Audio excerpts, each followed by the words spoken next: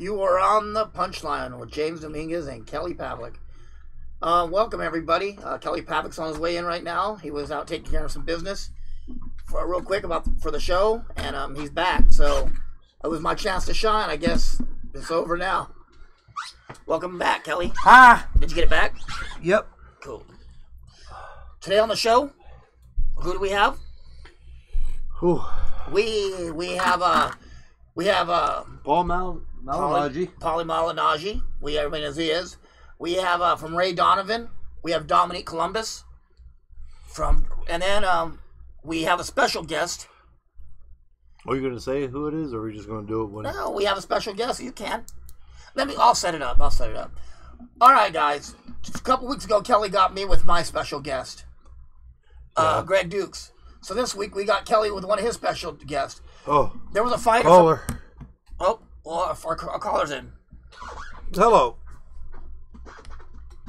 Hello.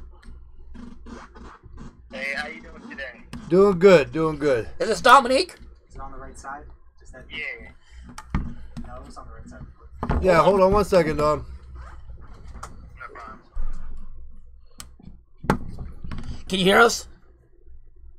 Yeah, I hear you perfectly. Okay. All right. Well, welcome to the punchline. Yeah, we're having. Thank you for having me, man. Appreciate it. Yeah. So you're doing big things. We've been watching your episodes and following you. How's everything going with that?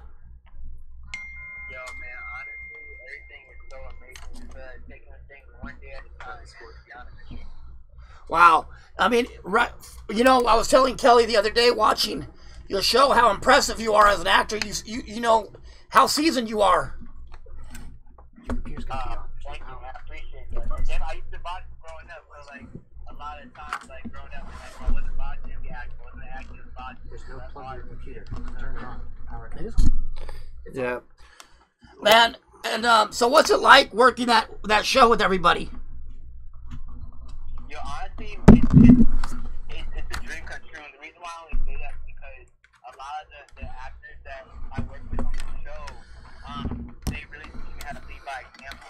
You know, a lot of these guys, you know, they're juggernauts, man. They've been in this game for a long time. They're all really seasoned. So being around them only forces me to elevate my game to become a better actor as myself. And the fact that my role as a boxer, you know, I really felt like I was like, no, I can come on the show and add a lot of value to the show. You know, just like as my character as itself. So just being able to work with these guys and like I said, they helped me get to that next level, and they kind of help speed the curve in terms of like learning wise, you know. So it's amazing. It's a blessing. They all embrace me. They treat me like family, and they're really tight. We all move at a very, very good pace together. So you know, it's an amazing experience, man. Super thankful. That's awesome. How much training did you require as a boxer? What is your past as a boxer? Because it looks natural to you. Yeah, well, growing up, my dad created a boxing program called KO High, where other high schools could actually box other high schools. Wow. And basically, you know, and I started boxing at the age of like 13, and pretty much since then on, I would train. You know, like I had 22 amateur fights. You know, I fought a lot of times, man. You know, like I said, in my family, to be real with you, there's really no in between. It's really just entertainment or boxing, you know. Yeah. So I grew up with it. It was something that I used to do for a while, for a long time. So, you know, it came in handy for when I booked this role. What's easier is this is Kelly Pavlik with the punchline. What's easier, you know, doing the filming or the fighting part of it? What do you like better? Wait, say that one time, sorry. So you like? I said, what's harder, the boxing part of it or the filming? You know, boxing as an amateur or filming acting. Or acting? Well, you know what, man? To be honest with you, they both have their the pros and cons. Because like me personally, like I said, acting for me is something that like that's the main passion. Even though I'm playing a boxer, I'm not a professional boxer, but that was just something that came more natural. So since I did boxing for so long, you know, doing the filming process to me was a lot more fun, and it took a little bit more work because when I first got on the show, I had to act like I didn't know how to box, and that was really awkward. You know, I had to act like I didn't know what I was really doing and learning everything for the first time. So that was more of my challenge of getting on the show and actually portraying that in a believable and truthful way, you know? Exactly. You know, and that's the thing too. I can imagine it worked against your ego a little bit, saying, "Man, I'm better than most of these people on this show," and then I gotta act like I don't know what I'm doing. You know what I mean? Yeah, absolutely, absolutely. You should be teaching them. Yeah, no, you know, it's funny because, like, the thing that I know that the show loved about me is the fact that I had real boxing experience, and Yeah. not only did I just come on there and had to, I brought something to the table. So the fact that I can come into the show and bring this like authenticity to it, it only adds value, and it gives more depth to the show, which is what they wanted. So being able to do that, I know it gave them more confidence within me, because even when I first got on the show, you know, I was only supposed to be in the first 4 episodes, and they ended up writing me into the show. Well, you know what? When it came, like, me and my producer were just talking, and he was saying he loves you on the show. You added a whole different element and level to the show that it didn't have before. Do you know what I mean? And I don't know. I liked it. I think it's just. I think you do great for the show. Yeah, I was to say, you know, that's also good too. How many movies? Thank you. Yeah. How many movies you watch, or you know, like all the movies that come out, boxing movies, and you can tell these guys don't know what the hell they're doing in there. You know what I mean? And absolutely. It definitely, you know what, man? it definitely adds to it. I just try to keep myself like real, but I watch everything from the good and bad, so I know what to do and what not to do. You know? Yeah. So, who are some of your favorite fighters nowadays? Are you following the sport? Yeah, of course, definitely. Tell us who you like so we can shoot you down. Honestly, my top 3 favorite fighters growing up, number 1 would be Whitaker, because he's southpaw like I am, just super slick, and like his style was like just very like one of a kind to me. He's like kind of a freak of nature. Love Whitaker, yeah. Definitely love Sugar Ray Leonard, because he was just fast, and you know, he fought the best people. He, you know, feel like Marvin Hagler, you know, the list goes on. But it's like, I just loved how, like, not only how fast he was, but the dude was just mad poised. You know, he knew what he was doing, had no fear, and he worked hard. You know, he shocked a lot of people. Wow. How old are you? And then my third person was Mayweather. How old are you? I'm 25. You're going back some years. You I'm know saying what? you're an old schooler. We gotta stop the interview. He's off because he did not mention my name. You didn't mention Kelly. You didn't mention my name. I'm hurt. You too, man. So let me I appreciate it. Let me ask you, Dominique. How did you start? How did you come about with your career? How did you start that? Well, in terms of acting? Yes. Yeah. Okay, well, you know, I graduated high school in 2010, and after I graduated, it's like everybody thought I was going to continue to box, because I was like my main thing. They thought I was going to go pro and the whole 9, but I was like, no, I want to be an actor. So for the first year, you know, I went to community college. I was majoring in theater for a year, and then after that, you know, like everything was going cool. You know, I was taking classes and whatnot. But then one day, you know, my pops, he approached me. He was like, "Yo, I think you should check out this film school, because it'll give you longevity, and you can be have more opportunities on aspects both in and out in front of the camera and behind it." Yeah. So I went to Los Angeles Film School, and I fell in love, man. I got the tour there, and I fell in love. So graduated then in 2013. I just kind of stayed in class. I got signed with my agent in 2014. Yeah. And honestly, at that time, I was working at Red Lobster, man. I was, you know, I was a server, brother. So, you know, I was booking a couple commercials here and there, a couple print campaigns. Yeah. But I ended up getting fired I got wrongfully terminated from Red Lobster. And basically, you know, so at that point, I was like, all right, you know what, man? I was like, I'm about to file for unemployment. Yeah. I don't ever want to work a 9-to-5 job again in my life. So I was like, let me just grind and work really smart. And then, so, you know, I was getting sent out for a lot of stuff. And then I got the opportunity to audition for Ray Donovan, man. And then 2015, man, that's like, 2016 actually when my life changed, man. That's when I auditioned for it. So I auditioned for it, man. I booked it. And then it was such a fast process, because, you know, when you audition, you usually audition like 4 times for a show. You have like 3 callbacks, chemistry read, and all this stuff, man. For this one, auditioned 1 time, man, and they called me back 2 days later, like, you booked it. we're gonna have you on set on Tuesday. Man. And that day, my first day on set was actually on my birthday. Bro, that's So fate. it's That's like- fate. That's fate. That's fate working your quarter right there. Yeah, man. So it was definitely, you know, it was all God and God's timing, and it was just one of those situations where it's like, you know, because I don't really believe in luck. I believe in preparing for your moment of opportunity. So when you stay ready, you don't have to get ready. True. And you know, so it was just it was a fast thing. It was like 1 week I wasn't on anything.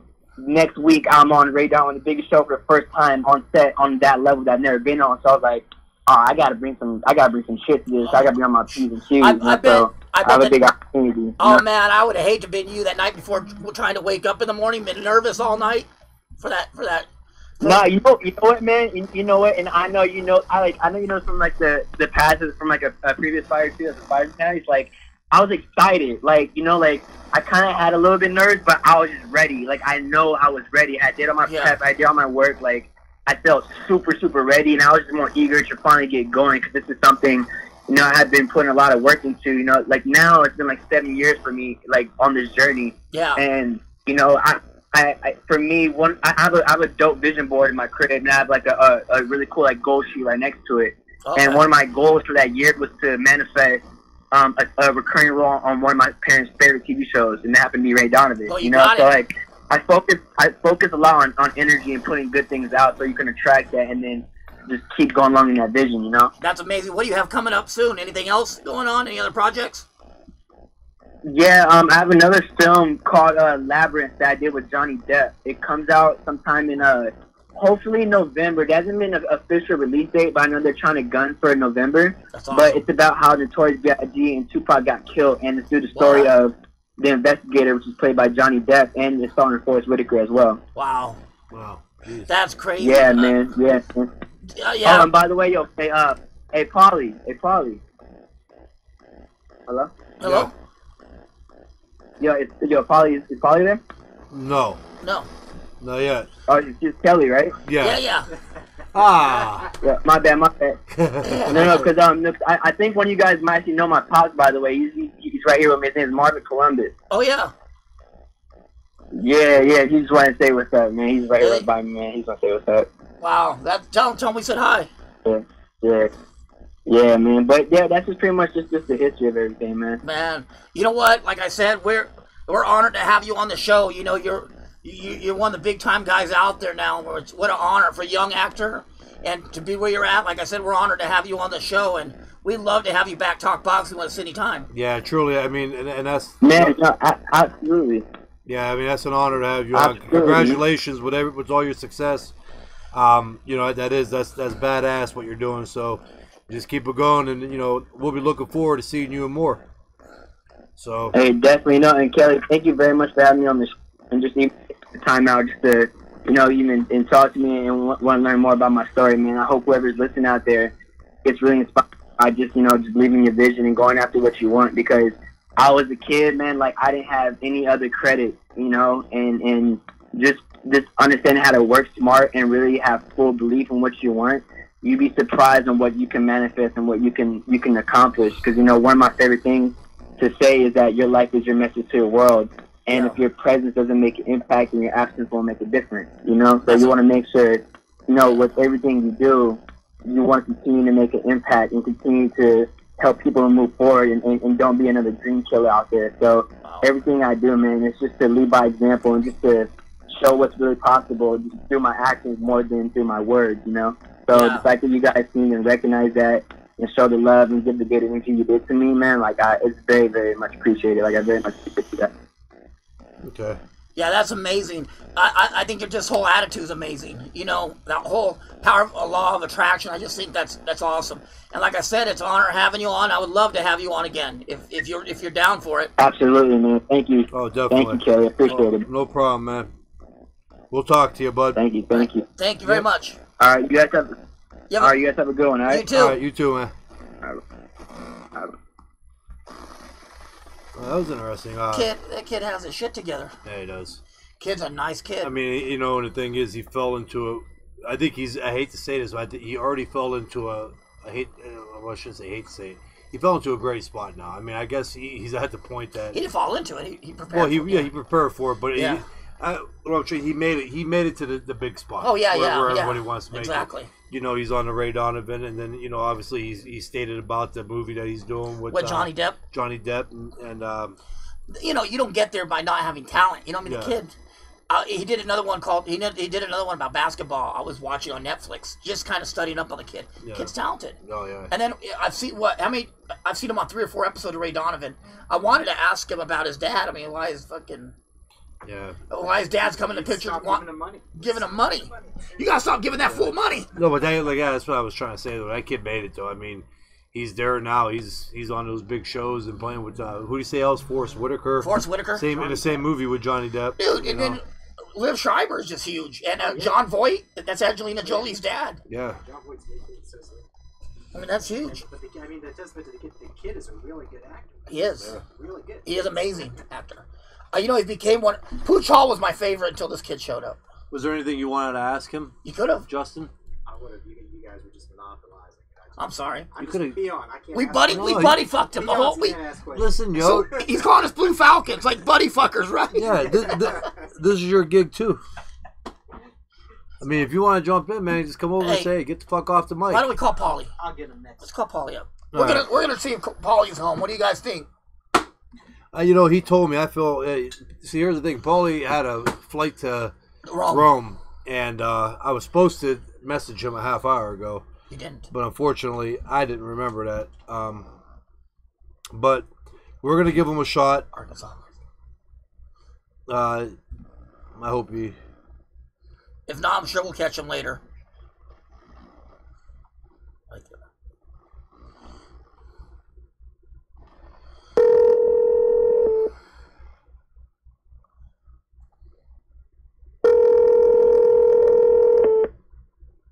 Is that me getting a beep?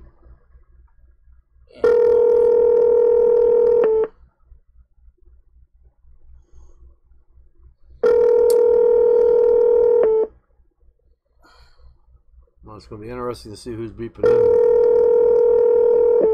Probably Paulie. Well, yeah, it might be.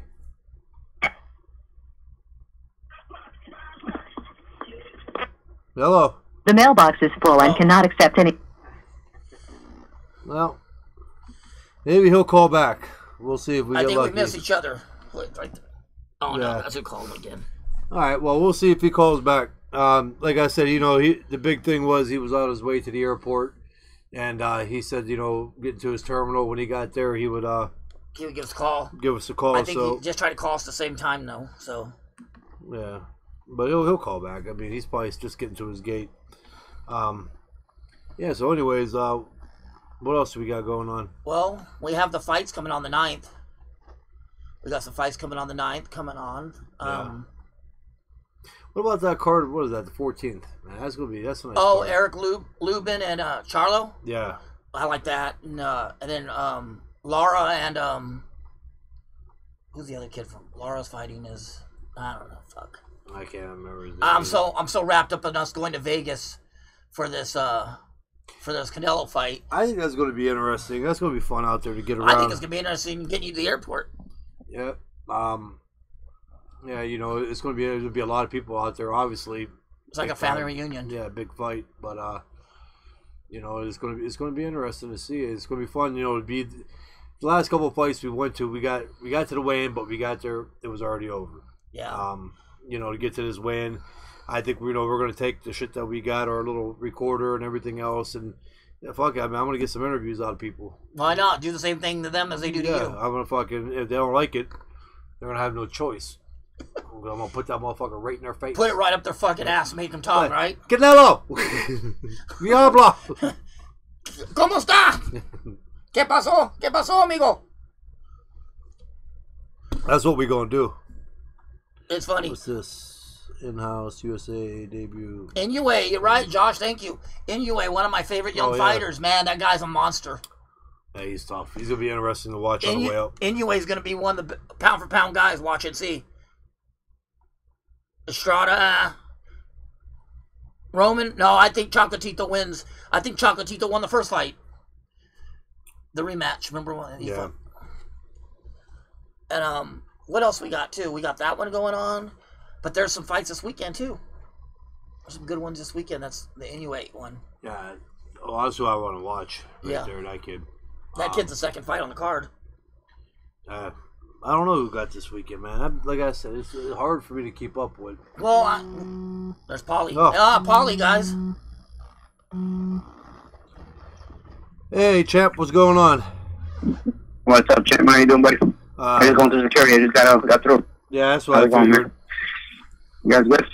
Yeah, well, all right. We got Paulie Malignaggi on the punchline with Kelly Pavlik and James Dominguez. And Paulie, you're a busy man. I mean, you're lucky bastard. You're on your way to Rome. Yeah. I'm nonstop, man. But I think if I wasn't nonstop, I would get bored. But sometimes I think I would like to get a little bit of a break in between all these trips. At least we'll see. Yeah, right now, it's off to Rome for me, though. I know, so I don't feel bad for you. You're going to Rome. No. So. Did you tell Paulie we were cussing him in Brooklyn?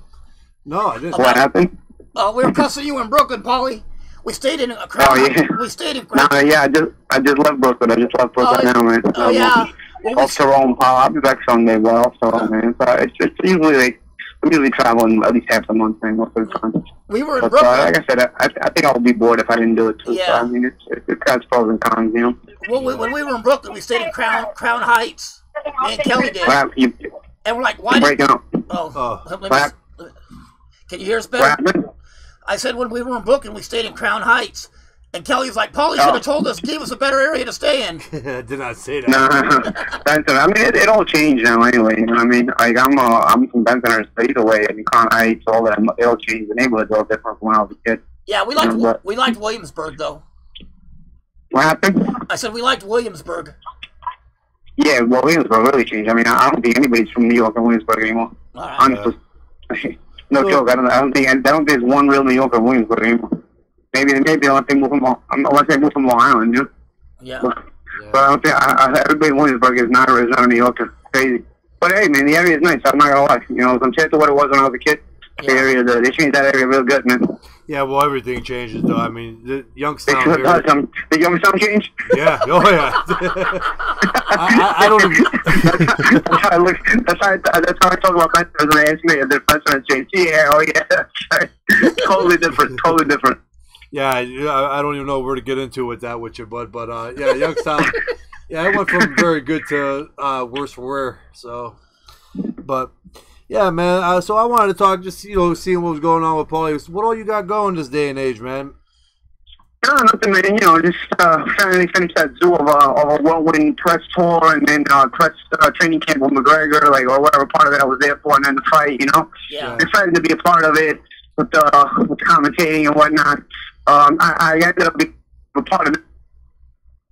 Overall, it's, at least it's cool to behind me and whatnot.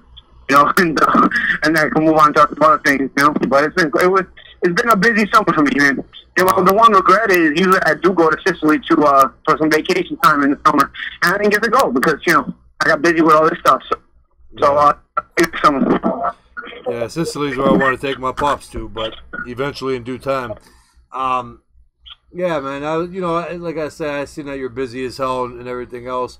My question being too, though, and it's kind of a funny one. How frustrating is it sometimes when you're commentating to want to end up in getting arguments with? That was a great question. You liked it so much the phone died. Well, we just lost signal. We'll see if it comes back on.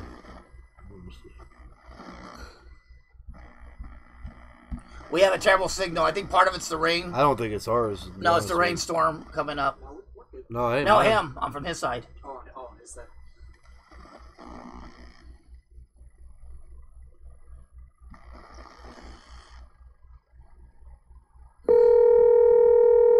Remember your questions. Get through that GG pod.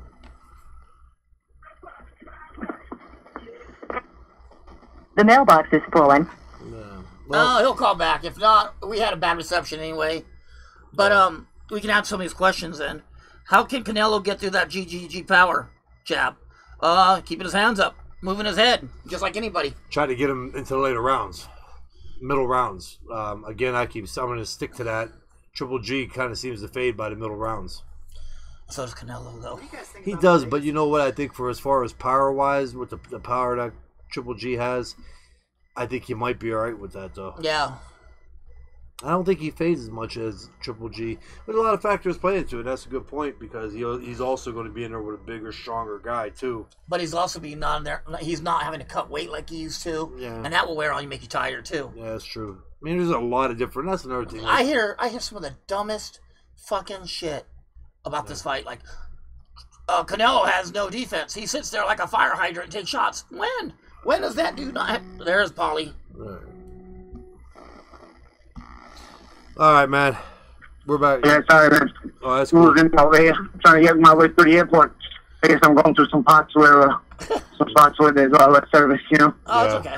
No, that's all good. Well, so I'm up. It's been, closing up the summer now. It's been a busy summer, a little bit more busy than I thought it would be. But it's finally closing out. I mean, I keep busy, but obviously doing some other stuff, Yeah. I retired, it's funny. I retired, but it's almost like all this kind of stuff starts popping up, and it ends up kind of throwing me into the mix in conversations and whatnot. But I'm doing my best to stay retired. We'll see. Yeah, well, you're a hot commodity, though. I mean, honestly, from everybody I talk to on that we have on the show, and the people in boxing, you're loved as a announcer or commentator. And you're a fighter. Yeah, as a fighter, commentator. And I love that. I love the commentating. If I had my way, I would just be doing that for a long time. Yeah, and so people want you now.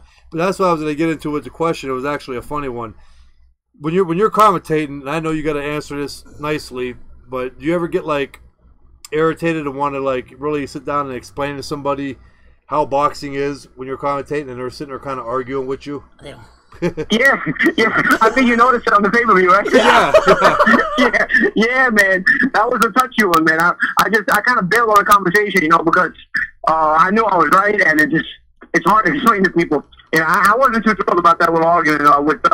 I'm sure you guys remember it was Mayweather turning his back or not turning his back, and I was trying to explain that happens with lefties versus righties. Yeah. I mean, I'm sure, Kelly, you've been in the ring, so you can really understand what I'm getting at. Southpaws have more of an advantage making that move than right-handers. Right-handers can also make that move to a southpaw, Yeah. It's just southpaws see more right-handers than right-handers see southpaws, so they're more used to trying to make that move, so they're better at doing it, Exactly. I remember Camacho used to make that move all the time, He did. and then you just spin guys around and so on and so forth. So it wasn't Mayweather giving his back, and I was trying to explain it and without losing the point of actually continuing to follow the fight. Yeah. But I had to bail on it because I wasn't going to make any headway over there, Yeah. On top of it, though, it did piss me off because I was in camp with the guy, you know what I mean? Yeah. So I saw that move in camp too, So I think we had the outright know-how to and say on what that move was and what was actually happening during it. It was me. But like I said, I mean, I kind of bailed on it. I'd rather get along with my co-commentators than start arguing, especially on it. It's not a good look, Yeah, but like you said, you got only so much time too. You don't want to get in a point of, especially in a big fight like that, spending 2 minutes of a 3-minute round. Because you know what it is. Yeah, right? You know what it is, Ghost. You got to continue to follow the fight. If you just waste too much time explaining one thing, there's other things that are going on where you're gonna lose sight of the plot. So you'd rather just rather move on and keep following the fight along. Me personally, there's other things that will come up in the conversation. Yeah, me personally, that'd be like me going to watch a surgeon do surgery on somebody, and I just watched Grey's Anatomy for 2 months, and I'd be like, "No, you're doing that. This. Well, I don't think that happens, doc." Yeah, man. That's a good analogy, man. Yeah. That's what I felt like. That's exactly what I felt like.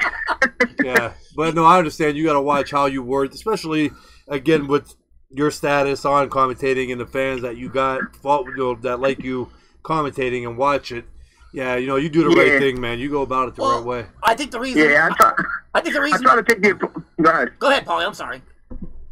No, I try to take the approach sometimes less is more, In that particular situation, less is more. If I waste time trying to argue and make my point, I might be right, but by the time I actually argue and make my point, it's been lost anyway, and we've lost probably a lot more things happening during the fight. So I'd rather just bail on that conversation at that particular moment. Yeah. That's what I did. So sometimes, less is more, and it's all good. Yeah. All right. Well, Paul, I know you're busy. I got 2 more things for you, man. Go ahead. First of all, Alicia Taylor says to tell you to remind Frankie about getting us, I guess, future legend gear. So. Yeah. All right. I know Alicia's always on it with future legend, man. She's just trying to learn. Yeah, but we got a buddy Ricky. We'll get on that. We'll definitely get on that. Yeah, but I'm not in no hurry. We got a buddy Ricky Funes who's supposed to send us 10 goose shit, and we never got that. Yeah, we'll get it done. I'm not waiting at no damn doorstep for a box. My partner has most to say, but we'll get it done for you guys, man. Yeah, you know, Paulie, I think the main thing that your fans and everybody talks about is what they like about you. You keep shit real. You know what I mean? You don't hide stuff. Yeah. You don't say shit to appease people, and that's what they respect about you. Yeah, I mean, I'm a New Yorker. I'm an original New Yorker at that, you know. So, I mean, my generation of New Yorkers and even before me was just brutally honest, you know. I'm just going to keep it real, whether it makes me look good or whether it makes me look bad, you know. I have no problem just keeping it real, you know. Well, if something's not true, I'm not going to appease people and just say it's true. It's not. But if something is true, I'm not going to appease people and keep it to myself just because it's going to offend them if it is true. I'm always the kind of guy that kind of shoots as straight as I can, you know. Well, I was at your fight in Texas when you fought Diaz, when you fought Juan Diaz, and when you went off like that, I said, you know what? I love this man. Yeah. I respect the shit out of this dude. Well, at that point, like I said, it was just one of those times where, you know, I had it for a lot of things, and there was a lot on my mind, and I said, you know, I had the platform, and I just kind of shot from the hip and went with it, you know. It was one of those moments where, you know, I'm just trying to keep it real, and sometimes, you know, it's not always the best time, you know. I'll be honest, and I'll be real. Well, it's not always the best timing sometimes. I understand that, but when I gotta get something off my chest, if I gotta say something and correct people and whatnot, I'm not scared to do it. Hey, Paulie, real quick, I got a buddy too out of Youngstown, man. He's a diehard Paulie fan, and even more than a Kelly Pavlik fan. His name's Timmy Gordon, and he just wanted me to give you a shout out and said you're his favorite fighter. So, well, I appreciate that, man. Tell Timmy I said what's up, and big shout out back to Timmy as well. All right, I think he's listening to it right now. So, yeah, but no, that's good though. I always like people like that. You know, some people that you know what's coming out of their mind. You know, here in Youngstown, there's a lot of people that you talk to and you turn your back and you're a big, you know, I'm an asshole when I'm walking away. A drunk, an asshole. Yeah. That's too West Coastish for me, man. I'd rather LA was a town like that. You know, I'd rather just be in people's face. You know. Yeah. Don't get me wrong. New York has changed a lot too. The culture of New York has changed a lot too. But the New York I come from, man, we're just brutally honest. Sometimes it's not the best manners, but it is what it is. But you learn to appreciate that. I'd rather somebody tell me they don't like me to my face than say they don't like me behind my back. Exactly. Are you going to the fight next weekend in Vegas, Paulie? Oh, no, I won't be there. That's an HBO pay-per-view. I'm actually going to be in Chicago at the Leading Plaza, because I'm working Piazza. Mike Lee, light heavyweight contender Mike Lee. He's fighting on a CBS Sports Network. So I'm already working his fight next Friday. Okay. I'm going to stay in Chicago a couple of days and hang with some friends and whatnot. And, all right. And I'll catch the fight over there in Chicago, actually. Yeah, but tell Mike Lee I said hi, too. His dad and my dad are close. You know, when he was just starting out, I was, you know, still fighting and everything. And Mike Lee's a good kid. Tough light heavyweight. Dude, man. Good dude, and a good head on his shoulders, and also a very motivated kid and an intelligent kid. So a lot of upside for him if he can keep things going for himself. Well, hey, Paulie, you know, I'd love to have you back on, man. I know you're busy as shit. You're in the airport. I'll be messaging you and staying in touch with you. Absolutely, man. I truly appreciate it, man. Like I said, you know, I being as a former fighter and everything else, I know when somebody's busy, I really hated it, like. But no, man, it's all good, man. I always got time, especially for the guys of my generation, man. You're one of the badasses of my generation, man. So, you know, I always got time for some of my friends and my co-stars of my generation. You know, it was amazing coming up the ladder and then seeing guys like you coming up the ladder and you know, getting to come up the ladder myself and whatnot. So we all went through the ride around the same time. So it's amazing, and of course, I always respect the people that went through the ride at the same time as me more, because I witnessed it as I was going along with it myself, you know? Yeah, definitely, man. Yeah, I remember seeing you at the fights. You know, it was, I think after the fight, I was walking and they were like, there's Paulie, and I'm going, he ain't going to say nothing. You don't even know who I am, you know what I mean? And you stood up, you were sitting with DeBella, I think, at one of the restaurant or diners, something, you know, by the walkway or something. Yeah, that was cool, man. We've seen Paulie 3 times this year. Yeah, memories, man, memories. Yeah, like I said, I told you on my own podcast, man. I remember you at the Under 19 Championship in '99. That's the first time I got a look at you, man. Yeah. And you were killing it back then. You know, yeah, I went through that tournament. Coming up the ladder since we were kids, man. That's the way it is. Yeah. Well. Marquette. Yeah, I went through that. Yeah, I went through that tournament. That was one of my best ones. But all right, man. Well, go ahead. Have a safe travel, man. And Paulie, again, thank you. Best luck with everything you got going on and all your endeavors. And I'll be in touch with you too, man. So thanks, man. I appreciate it, man. And I'll be in touch, and we'll talk soon, man. I'll come back on the show anytime. All right, Take it easy, fellas. Thank you. Thank you. Bye-bye. Bye-bye. Well, that was Paulie, guys. That truly is one of the good guys of the sport. It is, and like I said, I felt bad because just like the night before last, I texted him and he said, yeah, he went out of his way to do the show. He's right now going through hell, Ruben. probably in the airport. He's flying international, so I'm sure. He's flying first class. Don't act like you suffered too fucking bad. You got to show the pass, right? You'd be surprised, dude. But not see? everybody flies. Bro, who was I on? I was on next to Carrot Top. He was sitting like literally no, he's sitting regular, 2 seats in front of me. Dude, Carrot Top's a cocksucker, man. Dude, there's been like 5 or 6 celebrities that sit Carrot like Top. Carrot Top. He's that Carrot Top. He's got some guns on him. Thank you, Ruben. I appreciate he has it. some guns on him. Be an interesting fight. Yeah, Donnie, I wish I could have got him for you, man. I said hi. Timothy Gordon, I got you your shout out, man. You don't even say thank you. Ruben, thank you. I appreciate it, brother. But yeah, man, I'm telling you, that's one of the things I love about Paulie is he is straight up. We were at that Diaz fight, and I was telling the guy, sit next to me, I said, Paulie's going to get robbed. Paulie's beating Juan, and Paulie's going to get robbed. He goes, nah, they're going to give it to Paulie. I said, shit, watch. Sure enough, flips the fuck out, and he said, I can never get a fair shake in Texas. I'm like, yep. A lot of people were always with his style, I guess, though. Well, it wasn't...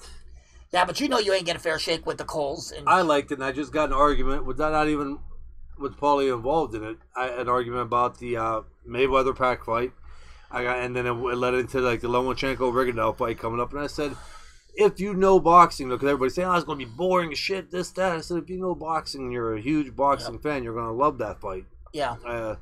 It's going to be a tactical fight. Well, and the same with Paulie. Paulie fought. That's the style he fought, and he beat people. He threw a lot of punches, he counter-punched the fuck out of you. Yeah, but he countered with like 20 punches. Are we ready for our mystery guest? You want to hop on that now, or you want to do that? Well, we got everybody here now watching. We don't have to do it right now, but yeah, I was asking Justin. Is he here? He's here? He's down at the beginning of the... All right, guys, we have our mystery guest in our studio. Justin, are you ready for the background and his name and all that before we unveil him?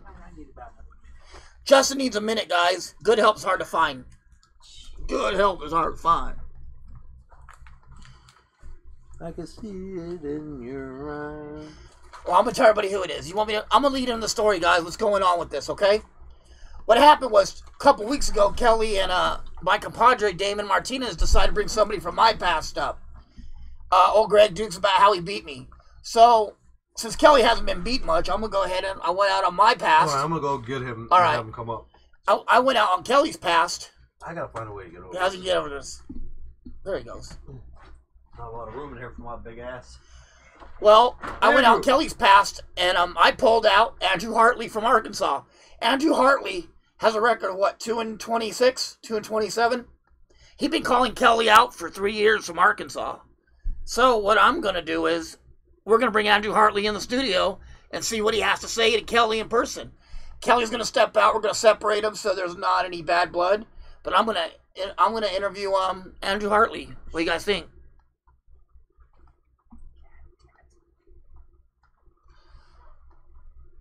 Is Andrew okay? Is he drunk?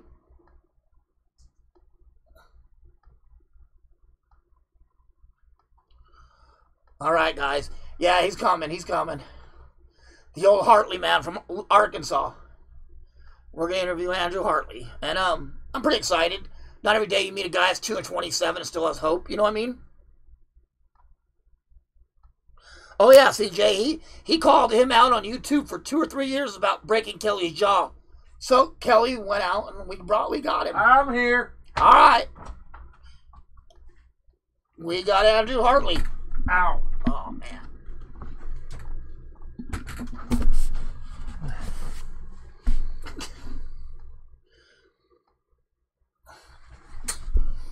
He's not being seen yet. Andrew Hartley is here. Everybody, Andrew Hartley on the show. How you doing, Andrew? Doing good. So, what's the issue with Kelly Pavlik? He's a pussy. What do you mean he's a pussy? He don't want to fight. Well, it's kind of... I've been calling him out for 5 years now. Uh-huh.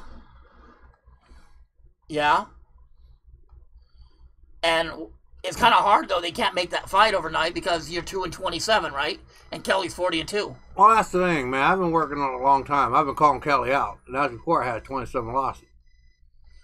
And I called him out on YouTube and everything, and then he takes a fight with Cujo, Scott Sigmund. He took a fight with Scott Sigmund?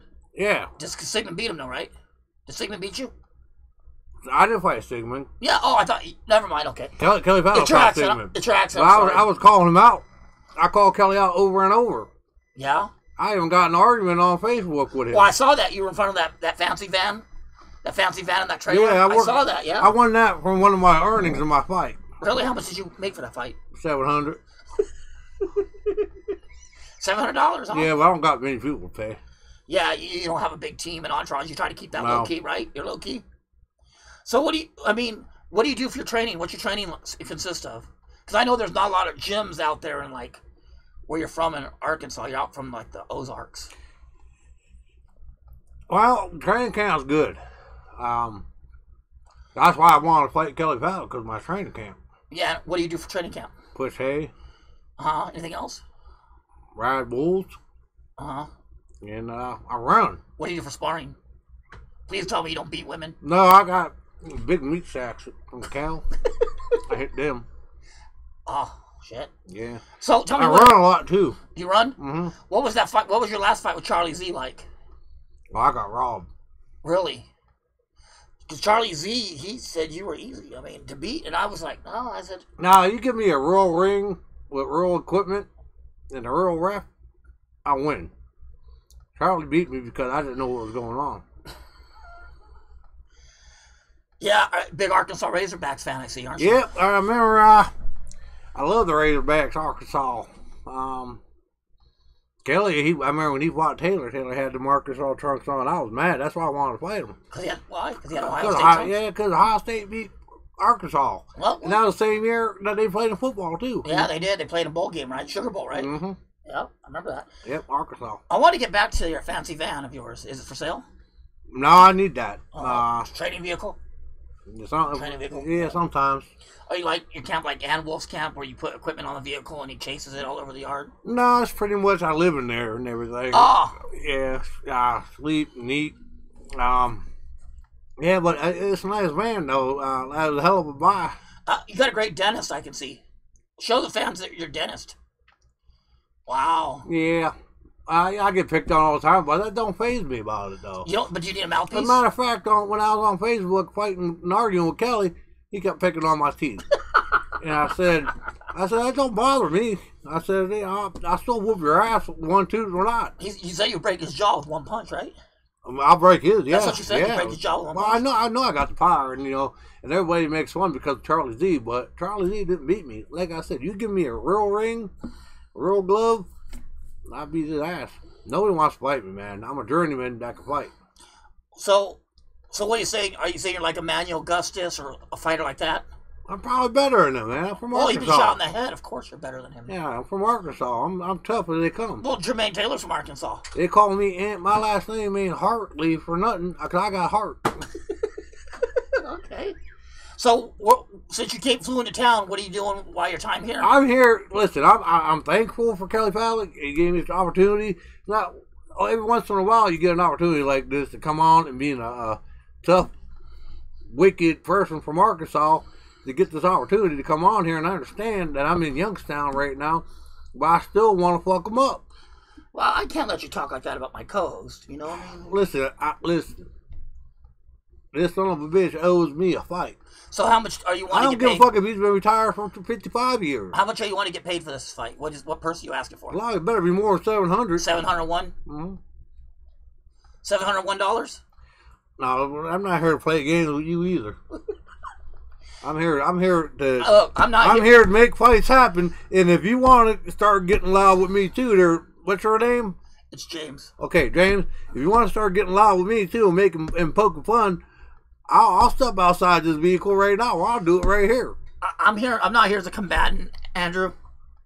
I'm here just to state facts. That's all my job is. What facts are you stating? I want to fight. Your record is 2-27, and no commission is going to sanction that fight. Their fights were fixed. And you had bad management, right? Well, of course, everybody knows that. I feel like Geraldo Rivera just pissing people off, and that's not what I'm trying to do.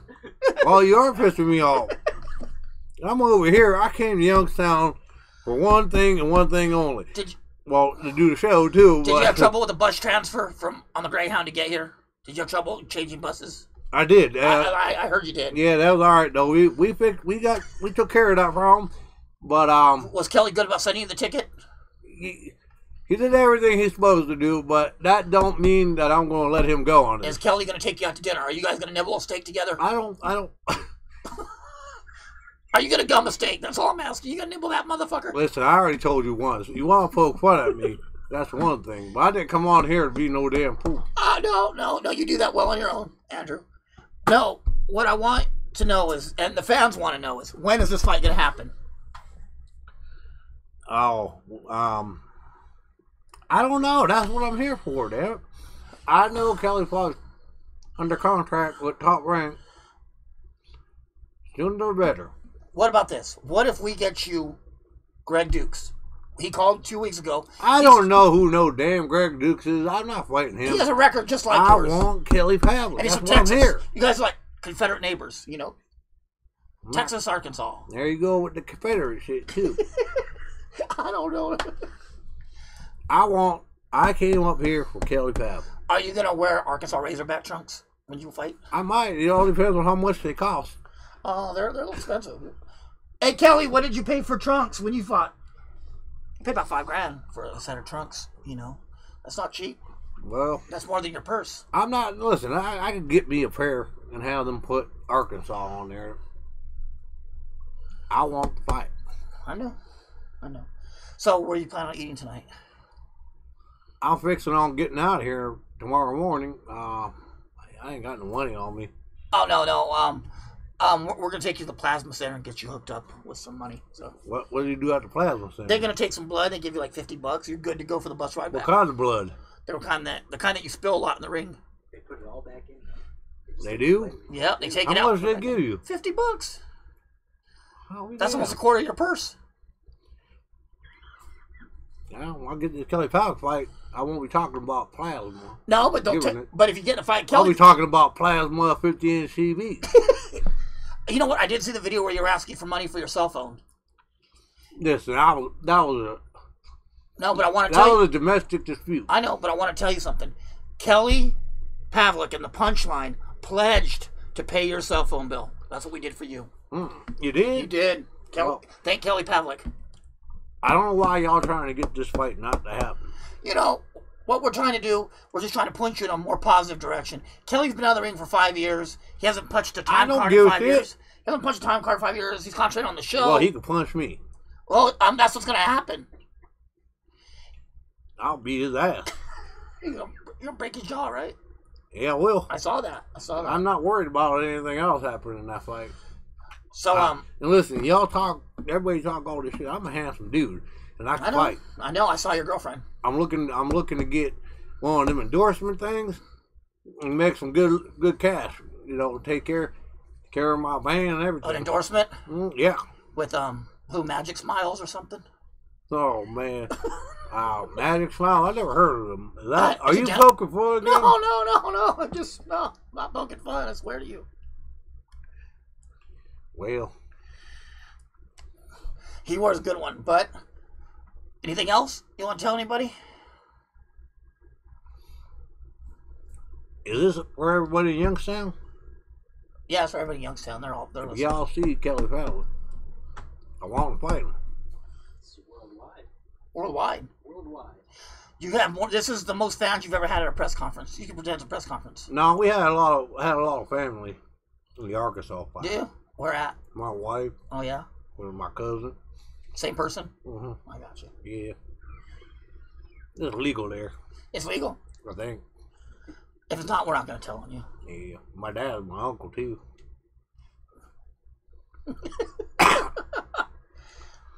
Yeah, a lot of them are there.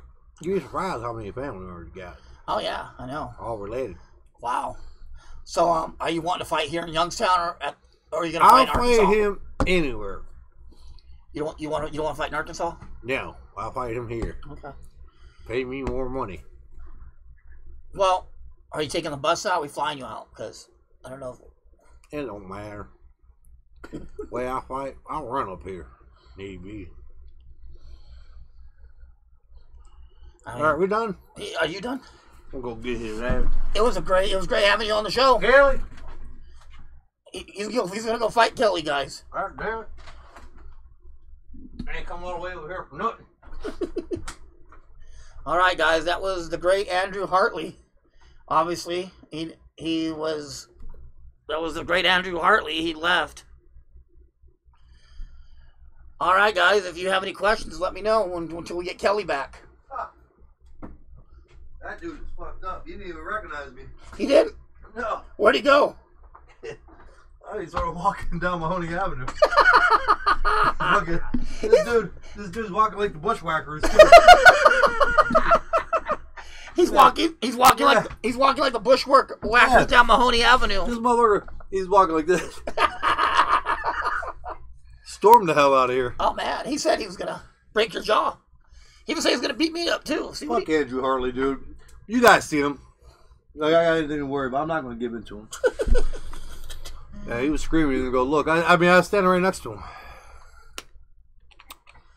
I'm gonna see. Kelly, you look. Donnie, you sound like you fought me. Kelly, you fought me. Take Kelly's place, James. They're doing what? The family tree is more like a wreath. Yep, Justin. The wife beater is too clean. Shouldn't have a few stains and a little bit of vomit. No, he dressed up for this, Scott. Yeah. This was a big opportunity for him, I guess. Scotty said make it a cage fight. I think both of you guys are 0-0. Then whoop ass Kelly. That was Scotty. Scotty Weaver. Josh Patton said this is worse than getting destroyed in the ring. Poor bastard. Hey, I love my expose. I felt like a real reporter for a minute. You know what I mean? What did you ask him? I was just asking him questions like... Was he a little bit thankful for the fact that... No. He was not appreciative. No, but he was happy about the bus ticket. Oh, okay. And he said he got lost on the transfer like we thought we would. We thought he'd get lost between St. Louis and here, you know. All right. Well, is there any good questions or anything that we can talk about? Any questions, guys? Any questions about the fights coming up? Anything you want to ask? Or the interviews? Yeah, the interviews, anything? Besides the Andrew Hartley one. Yeah, we already got we need at Andrew. Pascal says I got 10 on Hartley. I gotta go back.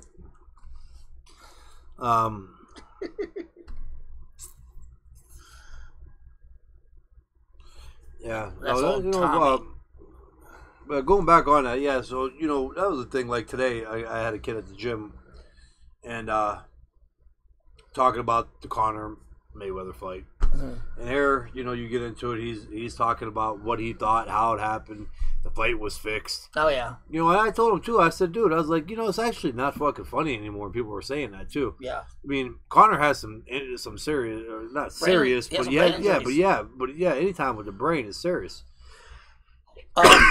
Exactly. And, you know, they're saying break down the Loma Riggle. We did that 2 episodes ago, but we'll do it real quick for you. Yeah, we got, there ain't nothing else to do. Me, personally, I got Loma winning just on the size alone. You know what, Melissa? We kind of didn't want to get into that because I think everybody's hitting him with that, and we want to kind of separate ourselves from that a little bit and ask him more about himself. And I don't want to put Paulie in a position where he's associated with Conor constantly. Yeah, and we'll get back to Justin's. Tom Cordell, he's a boxing trainer here in Youngstown. 3G or Canelo. Again, I'm not touching that fight. I'm not going to pick a winner and say who I think is going to win that fight. I got Canelo. I'm leaning towards Canelo because of how Triple G looked his last 2 fights. Why I keep saying if he gets past 4 rounds, hey, listen, motherfuckers, I'm giving a breakdown. He's talking. The producer wants 3G to when he's talking shit about it. But yeah, so I want you can hear. You can hear you. But I think if Canelo gets past the 4th round, I think it's an easier fight for him to win. But again, also on the flip side, when you got power like Triple G, anything can happen. Game plans can happen. So it's one of the fights that I'm going to sit back, watch as a fan, and we're going to be watching as a media and typing and shit. Well, yeah, that too. Do you think Tim Bradley should retire? That's on Tim Pascal. I can't answer that. Only that fighter knows if he should have retired or not. He could have been 23 or 35, you know? Yeah. And get back to Justin. Justin, I favor Lomachenko in the Riggle fight. I think we talked about it. I mean, Size. Here's my thing. They both actually fight a lot alike at points, and they move the same. They had a breakdown of both of them. But Lomachenko right now is a little bigger, and I think Lomachenko also puts more pressure on. He comes at you. And in that fight, he's going to be coming at Rigondeaux, who mainly likes to box more than Lomachenko does. Before we get anywhere, I want to thank the WBC, our fight partner for the Canelo Alvarez fight and the Triple G fight. They're our fight partner. They're helping us organize the fights. WBC has been one of the biggest sanctioning bodies in the world. And what that is, you see all the fighters, the superstars with the green world title belt. That's the WBC, and they're also there. They're WBC cares. Their promotion. Yep. They're. And I was fortunate enough to hold, as I still have the belt, obviously in the trophy case, WBC. So I like to thank them, and our show is sponsored by them. Everlast. The Choice of Champions, buddy. Choice of Champions. And let's thank Don's Automotive. Donnie's Automotive, good friend of mine. Great place he has. He's been in business for over 30 years and does a great job. What's the other one? No, the other. Getting back to the... Who? Yeah. Oh, and also, I want to take a special shout out to Boxing Tribune for sharing our show. Definitely. They're sharing our show and helping and teaching us kind of how to move the show along, which I like. Yeah. And I want to thank the Boxing Tribune and Emmy Green for helping push that in that direction. Yeah, I checked out the Boxing Tribune too when you guys get a chance. Josh, I would love to do that. I want that press thing in the hat. You know the hat that says press on it? And then run to the phone after the fight's over. Yeah, remember how they run to the phone after the fight was over? They all rush into there to go be first. Who won? Yep. Pascal Thomas. Yeah, I think Tim Bradley should have retired. I think it was time. He gave everybody a lot in the sport. There's something you could ask. Benny Hayes, that's a good fucking question. Who's a better fighter, Ramirez or David Benavidez? You sparred with David. Yeah. Who would you buy stock in? Right now, what everybody's saying about as a pro, I'd have to say David. I'd have to. I'm going to go with Gilberto Ramirez. He's a tall, big boy. Yeah. I've seen both of them fight, but Benavidez is just fat. He's good, man. You sparred with him, yeah. What was he, 16, 17? Yeah, and he's fast, and he's big. And you got to understand, he was at heavyweight for a while. I know he was younger, but he came down to super middleweight now. And so he's got the experience in with big bodies. You know, he's maturing now. My only knock on, like I agree with what you're saying, but with Ramirez, he's kind of looked flat in his past couple fights. You know what I mean? So, I don't know. Maybe I'll have to go with David on that, too. See, he's still got a lot of room to go, but that's going to be a tough one for him. That Benavidez bull beat up Kelly when he was just 11. Who said that? Josh Patton said that Benavidez beat you up when he was 11. Josh, I beat your ass when you were 11. A lot of times, guys, when you're sparring, when these pros are sparring, people think that there's a win-loser. A lot of these pros will let you get in the ring, and they'll let you beat on them and beat the shit out of them, but they're working on something. Yeah. And especially, they're working on something. They're trying to get stuff figured out, and they're working on a strategy. And these amateurs come in and just throw tons of shots, and they think they do something. They hit that fifth round, next thing you know, you're getting fucked up because they've been working you the whole time. Hey, listen. He sparred Ronald Akeem Ellis, who's a pro fighter and was training with us in camp. Blanco, the junior middleweight. Yeah. Or middleweight. What was the other kid's name? Iran? Oh, yeah, he gave, you want to talk, that mine was because it was on video with Ellie. You want to talk about giving people fucking fits. How many Olympians did you say you fought? You said you fought one, right? Yeah. No, you didn't. You fought two. Sartucci was a Mexican bronze medalist. Oh, that's right. I forgot about that. I found that out last night, and I wanted to remind you that you did fight another Olympian. Okay. I didn't know that. Well, I mean, I did know that, but, I forgot. Yeah, I understand. I'm honored for... that shout-out. Shout-out, champ. What's your pound for pound? Who's your pound for pound number one? Tom wants to know. Again, another good one. I say Andre Ward. And that was over time thinking about it and going through it and breaking it down.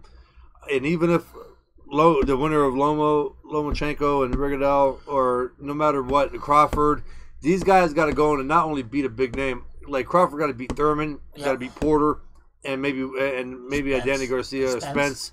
For me, I mean, you go back and you think about it. Andre Ward, for a long time, almost his entire career, has fought top fucking guys. Yep.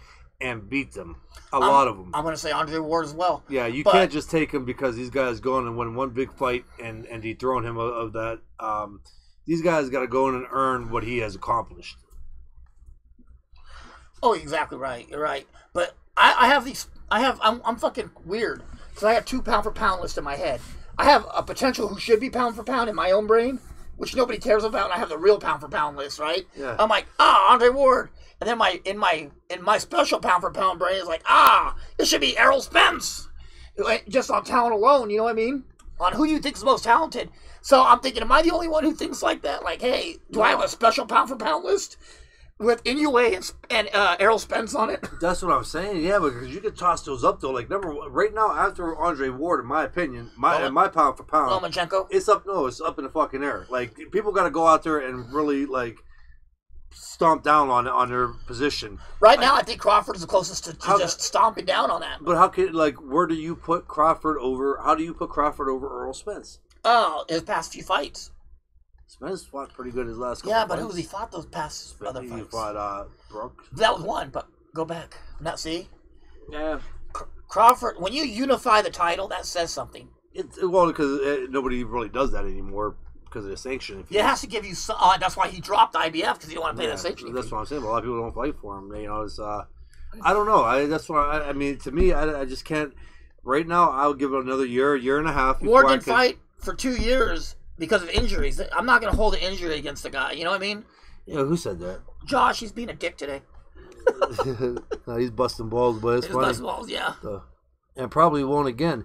Well, Josh, I mean, yeah, he was injured, but I mean, you got to go back with what the guy has done. Nobody right now in the top 10 pound for pound ranking has done what Andre Ward has done. With the talent or the people that he fought. I mean, he fought fucking everybody from super middleweight to light heavyweight. Yeah. He didn't have to take that rematch with Kovalev. Yeah. I want to talk about something while we're here. Hey, guys, while I got you on the air, I want to talk about something. Our good friend of ours, both of ours, Ruben Williams, started his own podcast. Great show, by the way. I'm not knocking his show. First episode was yesterday. I was listening to him. And I'm going to go... You don't listen to our shit, though. No, he don't listen to our shit. Fuck no, he just wants to come on the show, though. Yeah. But, Damn you, Ruben. Damn you, Ruben. Anyway, Ruben, on his first episode, brought on John David Jackson. And when John David Jackson came on the show last night, he totally threw Kovalev under the bus. How Kovalev has a terrible body, how he got in the ring and he hurt Kovalev himself.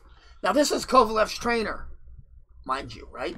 And how he called Ward's people and told them that Kovalev's body was fucked to go after the body. Now, if that is your trainer, that is the shittiest fucking thing to do. I'm like, that predator-looking motherfucker. To do that to your own guy. You know what I mean? I don't know. I just thought it was a shitty fucking thing to do. Yeah. I'm not amused by it all by it. No, he was mad because he Don't got let me forget to answer real quick. I want to touch on this, but don't let me forget to answer Timothy Gordon's question. Okay. Spence, Crawford, or Thurman have beaten a version of Floyd that we saw against McGregor. That's interesting. Okay. To get into that.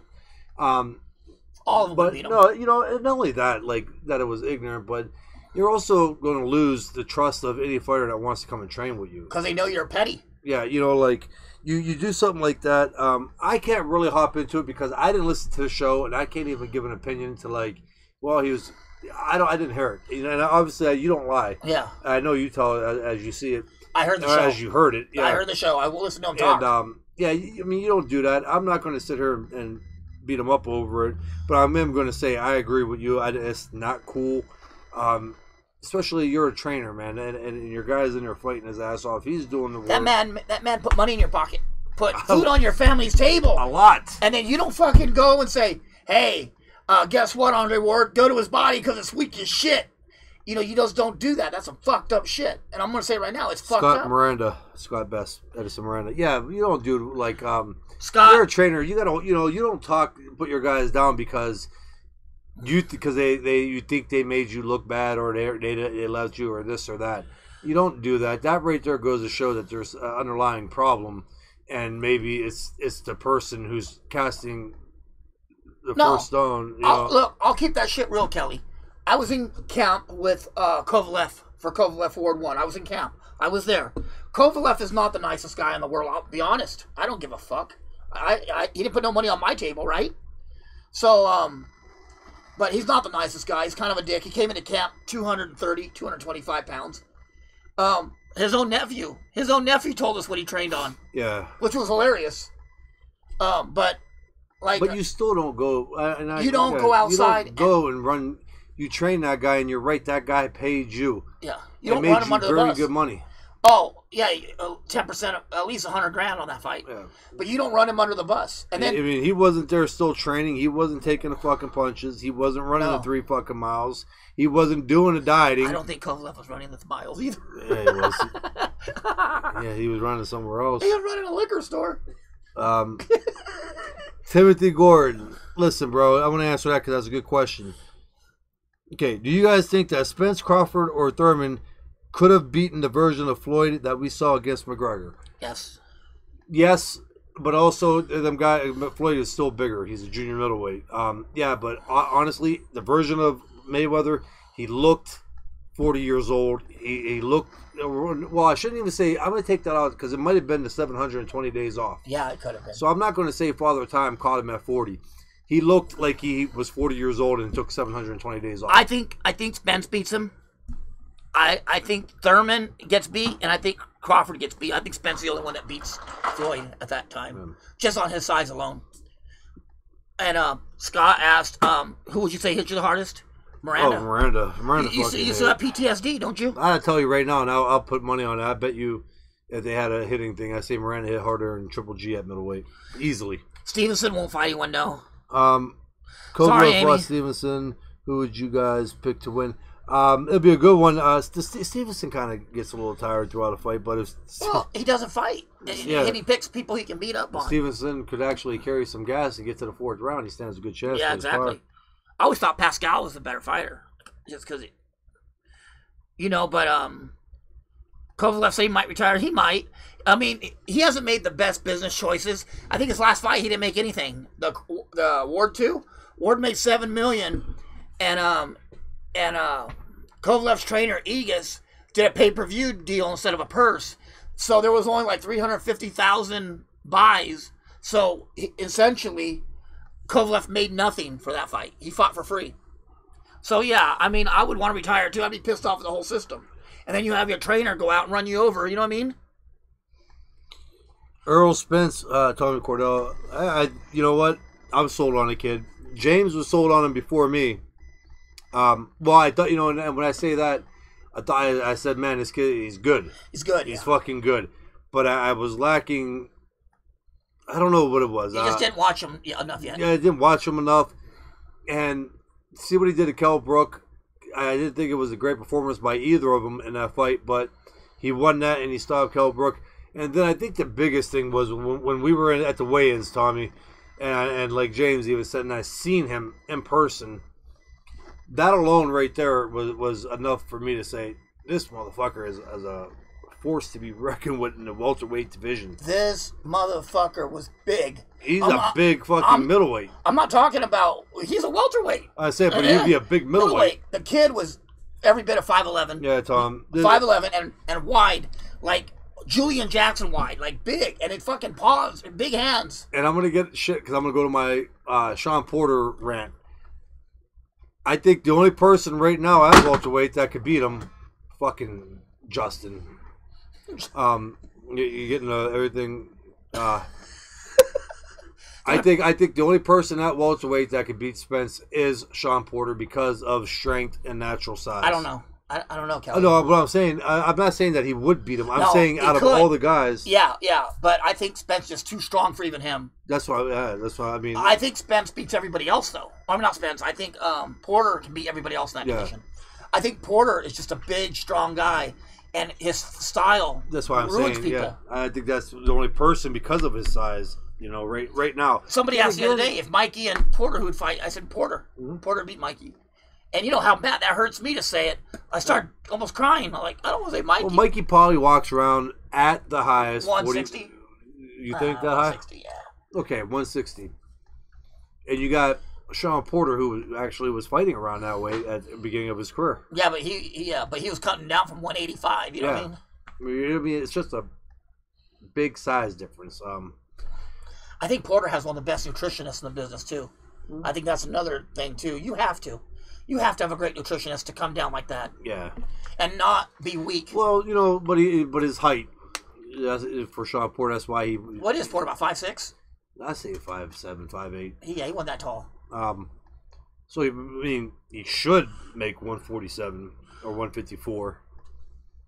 The thing with Porter, Josh. Pat. The thing with Porter is this: it's watch what he does on the inside.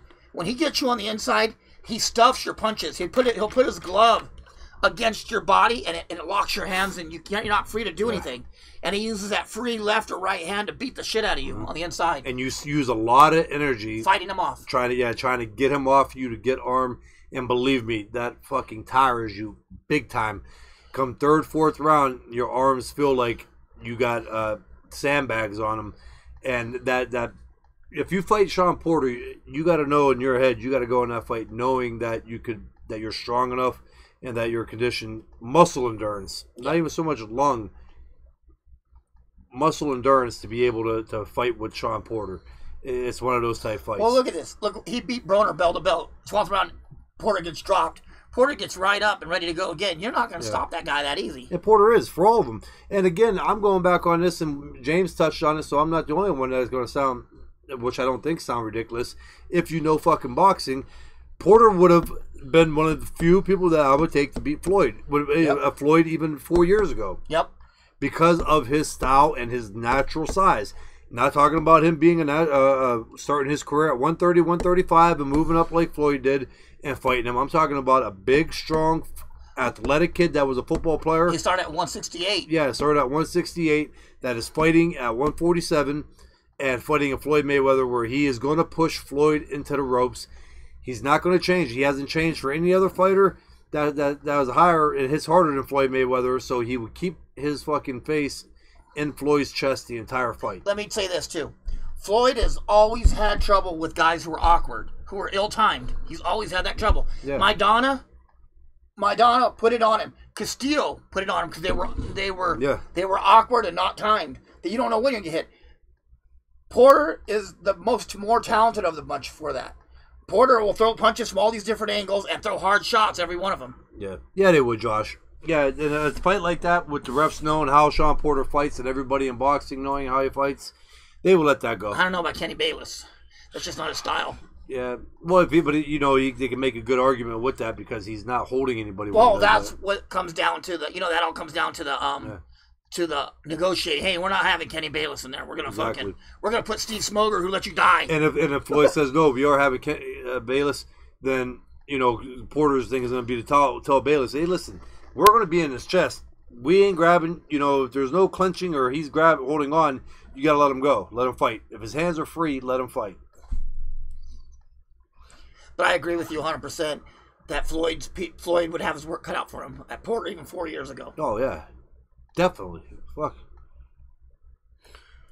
I mean, and if you don't think so, either you're just a ginormous fucking Floyd fan, like the MMA fans are for Conor, or you don't really know what the hell you're talking about. Yeah, exactly.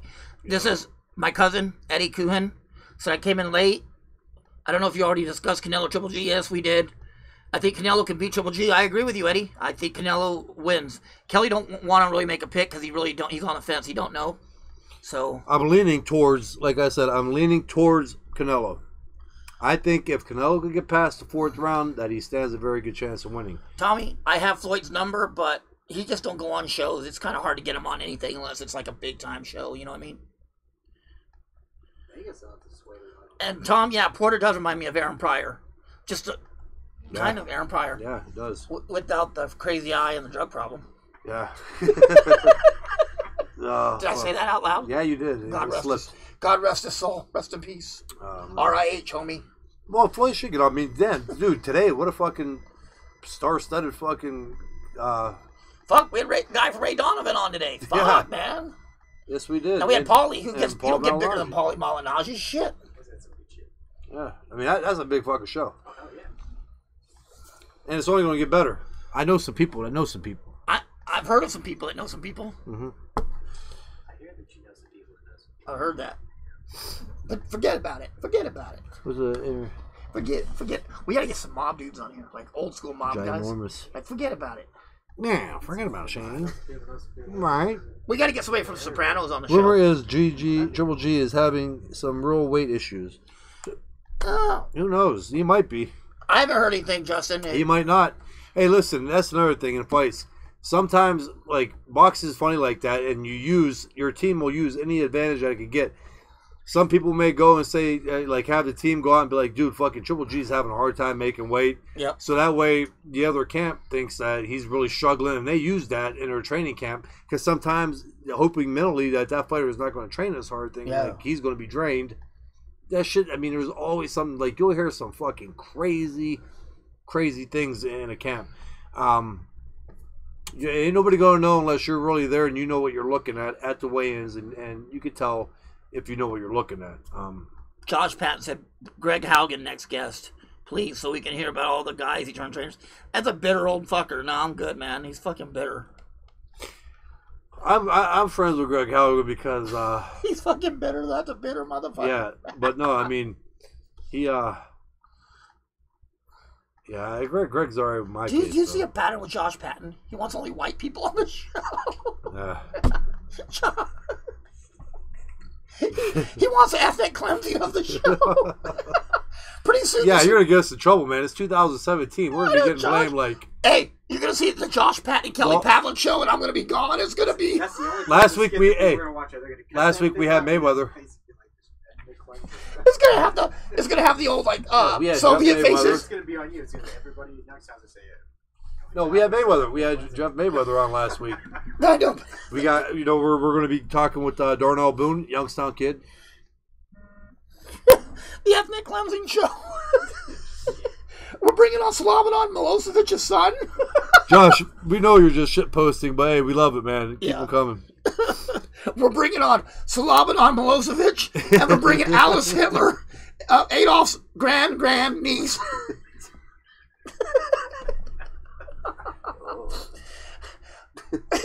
How many?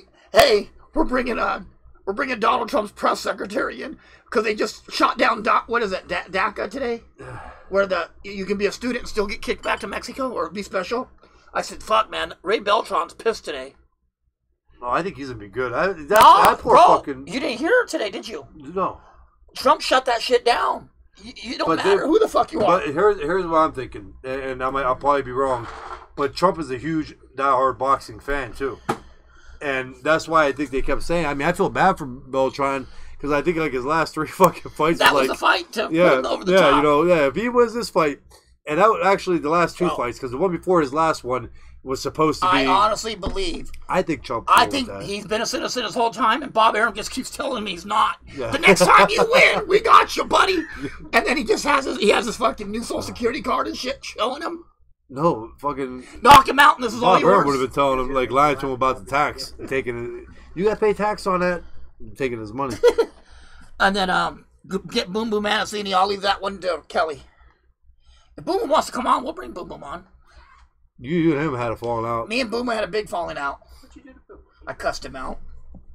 Boom Boom said, when he cussed me out, he cussed me like old mob style, like in the 1940s. You know, like, I'm going to beat your ass, see? I'm going to take you out back, kick your ass, see? From mob. And I said, bro, you're 5'3" and you're 60 years old. Sit the fuck down, honestly. And then I said, and he goes, I'll do this. I said, let me tell you something, Boom Boom.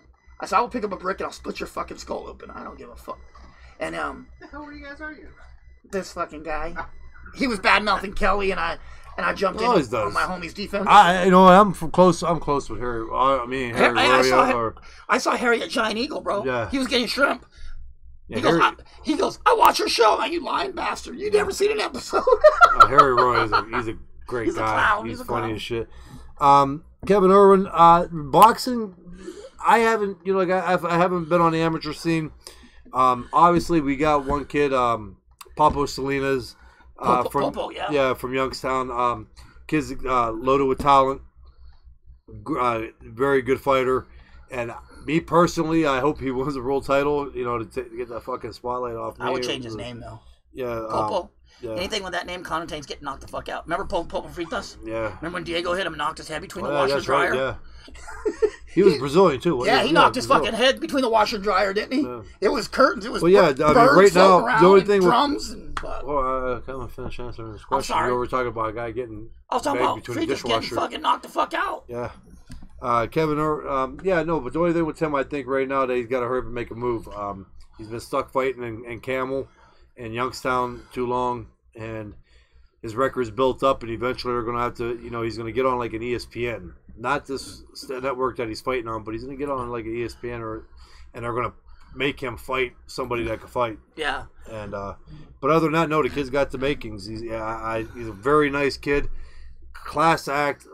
His whole family is great people, and I love the kid. Did he have a brother who fought too? Yeah, Juan fought. He only fought one time, but Juan, he was a hell of a fighter himself. Just didn't want to do it. Yeah. I should say a heart. He just didn't have the heart for boxing. Some people just it's not for yeah, them. it wasn't. He fought amateurs. But good, talented kid, and like I said, their family is phenomenal people. So could you imagine? I'm going to cheer for him. Thinking about that, did you watch the All Access on? Watch out for him, Kevin. They're good people. Okay. Keep an eye on Papa. I will. Watch what? Did you watch the All Access on Canelo and Triple G?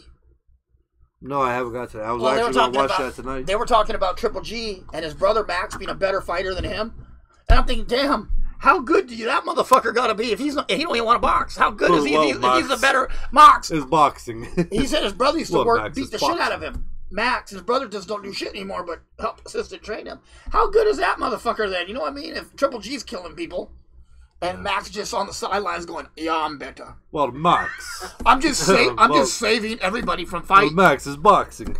It's boxing, Max. Yeah. Gennady, you don't want me in there. I'd kill everybody. There will be nobody left to fight, so we put you on the sideline, okay? It's boxing. It's boxing. Tommy, who's Tommy Era? Tommy Era, that's my junior high buddy. Really, Tommy? Me and that kid got a lot of trouble growing up. Who, you? Me and Tommy. How come this shit don't make newspaper? Because you didn't use a fucking BB gun or four-wheeler. Well, I didn't stick around. I think that TMZ clip started floating around again. Yeah, fuck. Hey, good, because it makes it look even more ridiculous. You know what? It was more fucked up. That clip. I'm not gonna say any names, but I know that clip was sold to TMZ by somebody like in our fucking what's that called? Oh no shit. In our fucking you were making a circular thing. Big circular in our circle That clip was sold by a homie. That's what it's called.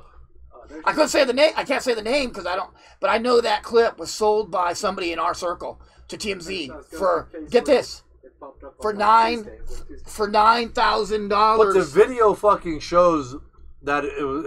First of all, that I was not truly aiming at him.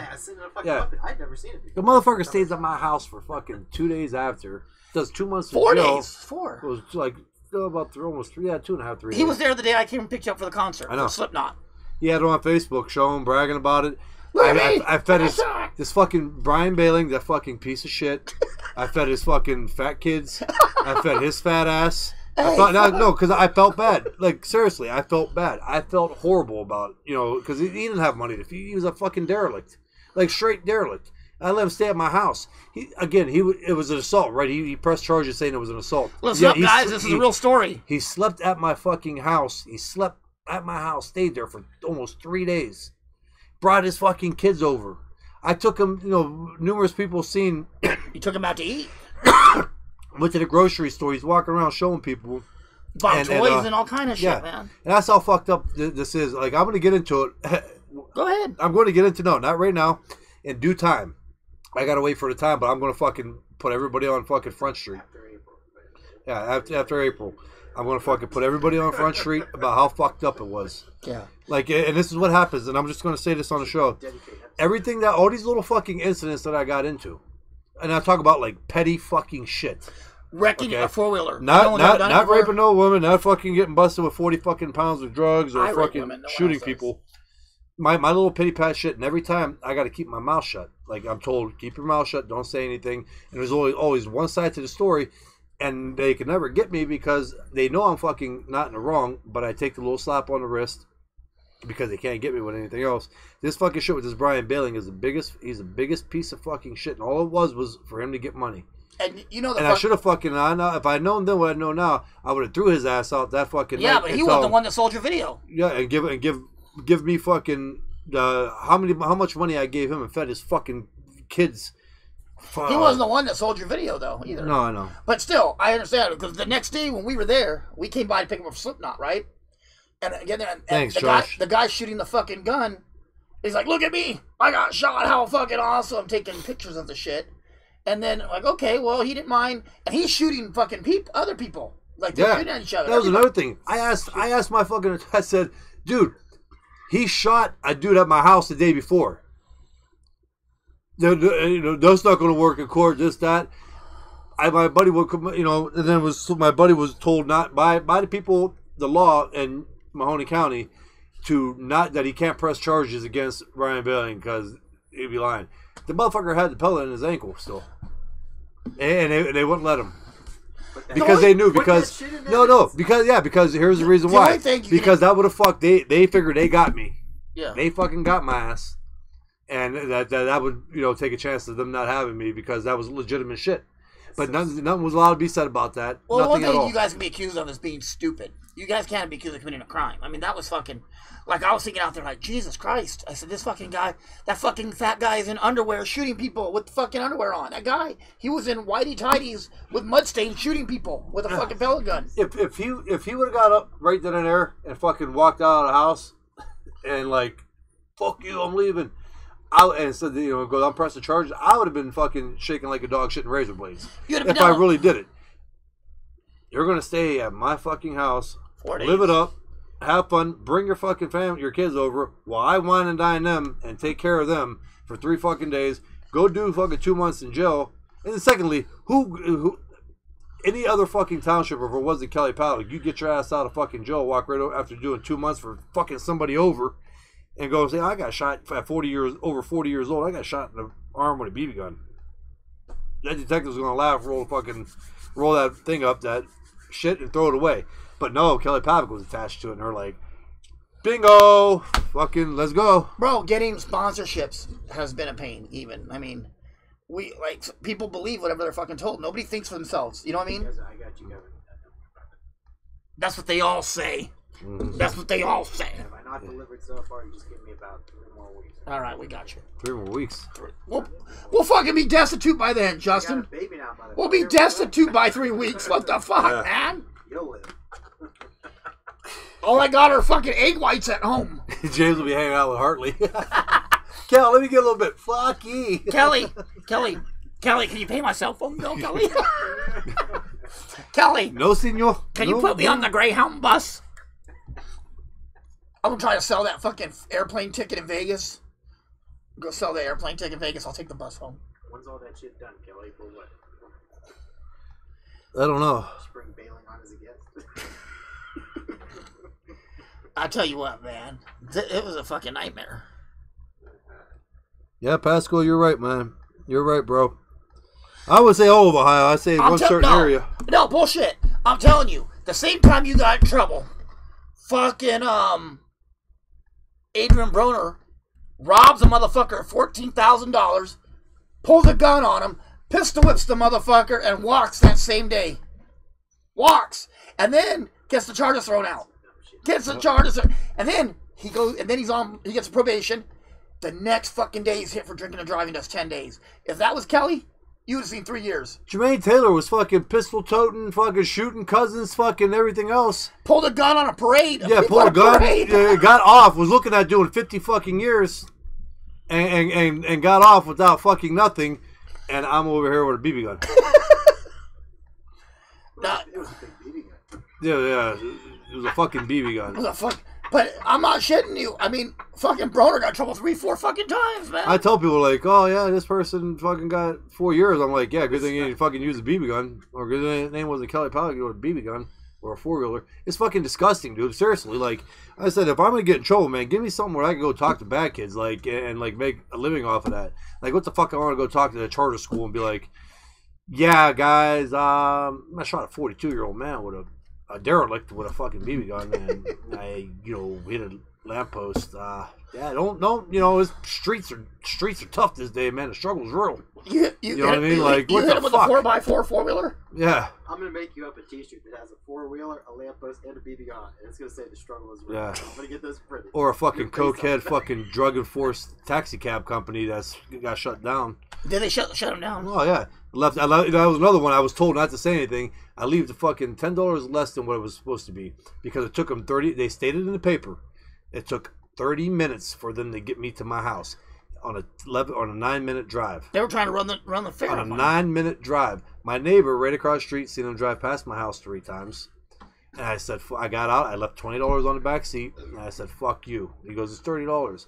I left the money, the $20. That was the original fare. It should have been fucking $10, the original. And they got me for that. And I said, well, how come I can't argue the point that I left the money? I go, how are you going to take their side of that? You know what I mean? They got Notorious. I'm not going to give a name out on here. But the family's notorious for in and out of the fucking system. And they took their fucking side on that. What can you do? It took them 32 minutes from Billy's. Okay, Meridian runs straight into Tippecanoe to my house. Yeah. Took them 32 minutes. Fuck, that's like a 10 They minute put drive. it in the paper. They took that long. That's a 10-minute drive. Yeah. He should give Kelly $100 just for being shot by him with a BB gun. Yeah, Josh. Josh, you're a real fucking fan, dude. Fuck, could you imagine if it was a fighter who really like Matt Schmeling, what he would do? Hey, Kevin Earn, you're right. You didn't see what I did there, did you? What? Matt Schmeling, Germans, Nazis. Oh, yeah. No, I'm just kidding. Nah, You're going to get people hating Josh Patton. nah, Josh Patton's a cool guy, man. I just know, fuck with he him. is. He is. He's I funny. fuck with him. It's fun when he comments. It makes the show. Nah, I just fuck with him. I'm done with my rant. He's but stay tuned, because I got more shit to come, though. He's a very conservative person, and so we fuck with each other. No, I mean, yeah, it's good to have a rant like that. We're losing our fucking people because you're ranting, but Again, and what did you say? I'm losing people? we're losing people big time because you're ranting. Oh, I know you're not. fuck them. They don't want to listen. No, I'm joking. I appreciate it, guys. But also, again, I'd like to thank the WBC, World Boxing Council. They're our partner in Yes. our partner in the fight. In the and they're our Alvarez sponsor. and Triple G. A great sanctioning body. I mean, if you guys see all the superstar fighters, most of them have that WBC belt. Has been around. The prestige level of winning that belt is huge. We'd like to thank them, Everlast, the choice of champions, and everything Everlast has done, and of course Don's Automotive and Donnie Phillips for everything he's done, and his got a great business here on the west side, on Mahoning Avenue, close to Meridian Road. I mean, we've made strides since the show came out already, like just different things, and everybody asking the questions is awesome too. Mm-hmm. I mean, before we get off here, anybody wanna It's all about the fans. call in, or anybody wanna, Yeah, and we'd like to thank the guests today, Dominique Columbus and Paulie Malignaggi. Paulie Malignaggi, yeah. That's okay when you guys have it. That is a really great show, man. I mean, That is a fucking star-studded. Well, people are like, who the fuck is that? But if they watch Ray Donovan, they'll know who it is. Well, all you guys say. I mean, even if you didn't know who the guy was, and you said he played He's Ray a- I didn't Donovan. know his name before we did the show, but if you seen the picture and we got the picture, in the back, He's I a seen the kid. picture, I'm like, I know He's a kid they exactly just adopted. That what's the brother that has Parkinson's? Is that Ted? Casey, Terry- it'll Terry. be He's Casey Terry's Hen. adopted. Yeah, Terry and Bunny. The next live talk will be every Tuesday, unless there's a big fight that we follow up On Sunday. on Sunday. But we won't be able to follow up on Sunday because we'll be just coming back from the fight. But we're gonna work on getting recorders and shit out there to the fights, and being able to send it over to you, right, Justin? Yeah. Well, Yeah. we're gonna do a Facebook Live from the fight, like we did with like what we did with Garcia. Remember we did our little show live. There you go. Okay. We set it right on the stand. Remember? Oh yeah. We'll do that. That's fine. Talk some shit. And then you could just It's take Popo. that to YouTube. Yeah, I'll work about that. It's Popo. What's his last name? Yeah, Popo. The kid. Popo. What's his last name? Selena. Salinas. Popo Salinas. Yes. Yeah. He's a good fighter, good kid though. Really is. Hope he does well. I think he's got a fight coming up soon too.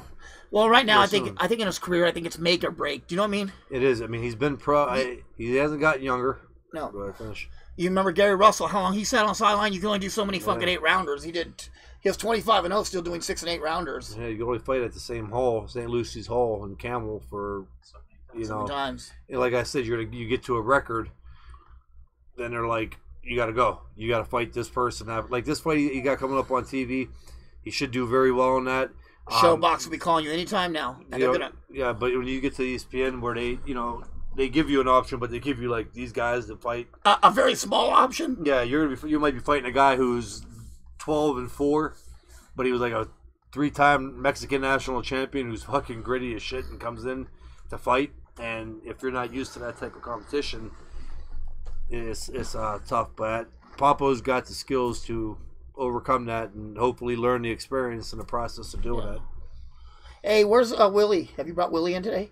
Oh, Willie, We're gonna bring our third Willie was all our third member of the show. Get Willie up on here. Alicia fucked us over again. He just fucking loved it. There's Willie Jenkins, everybody. Willie. Where's he at on this? Oh, he's there.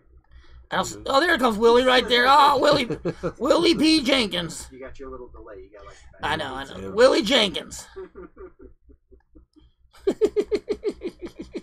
Third cast member. Anybody want to ask Willie any questions? Look. He's near the microphone.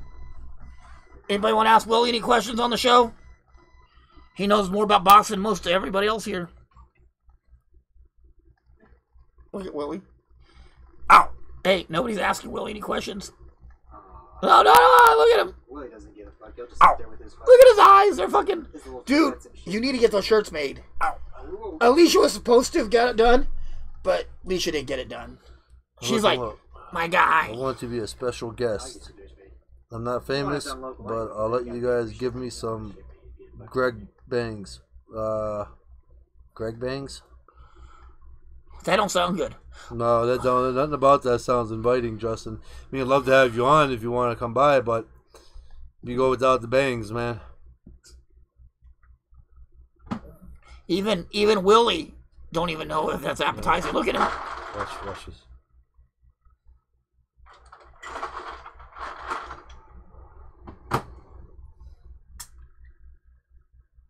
Oh, Greg Dukes? Ow. That's Dukes, buddy. Oh, yeah, Greg Dukes. Greg Dukes, yeah. He's a hot commodity right now because of this. He is a hot commodity. We got his wife and him talking again. Him and his wife start talking again because she believes him.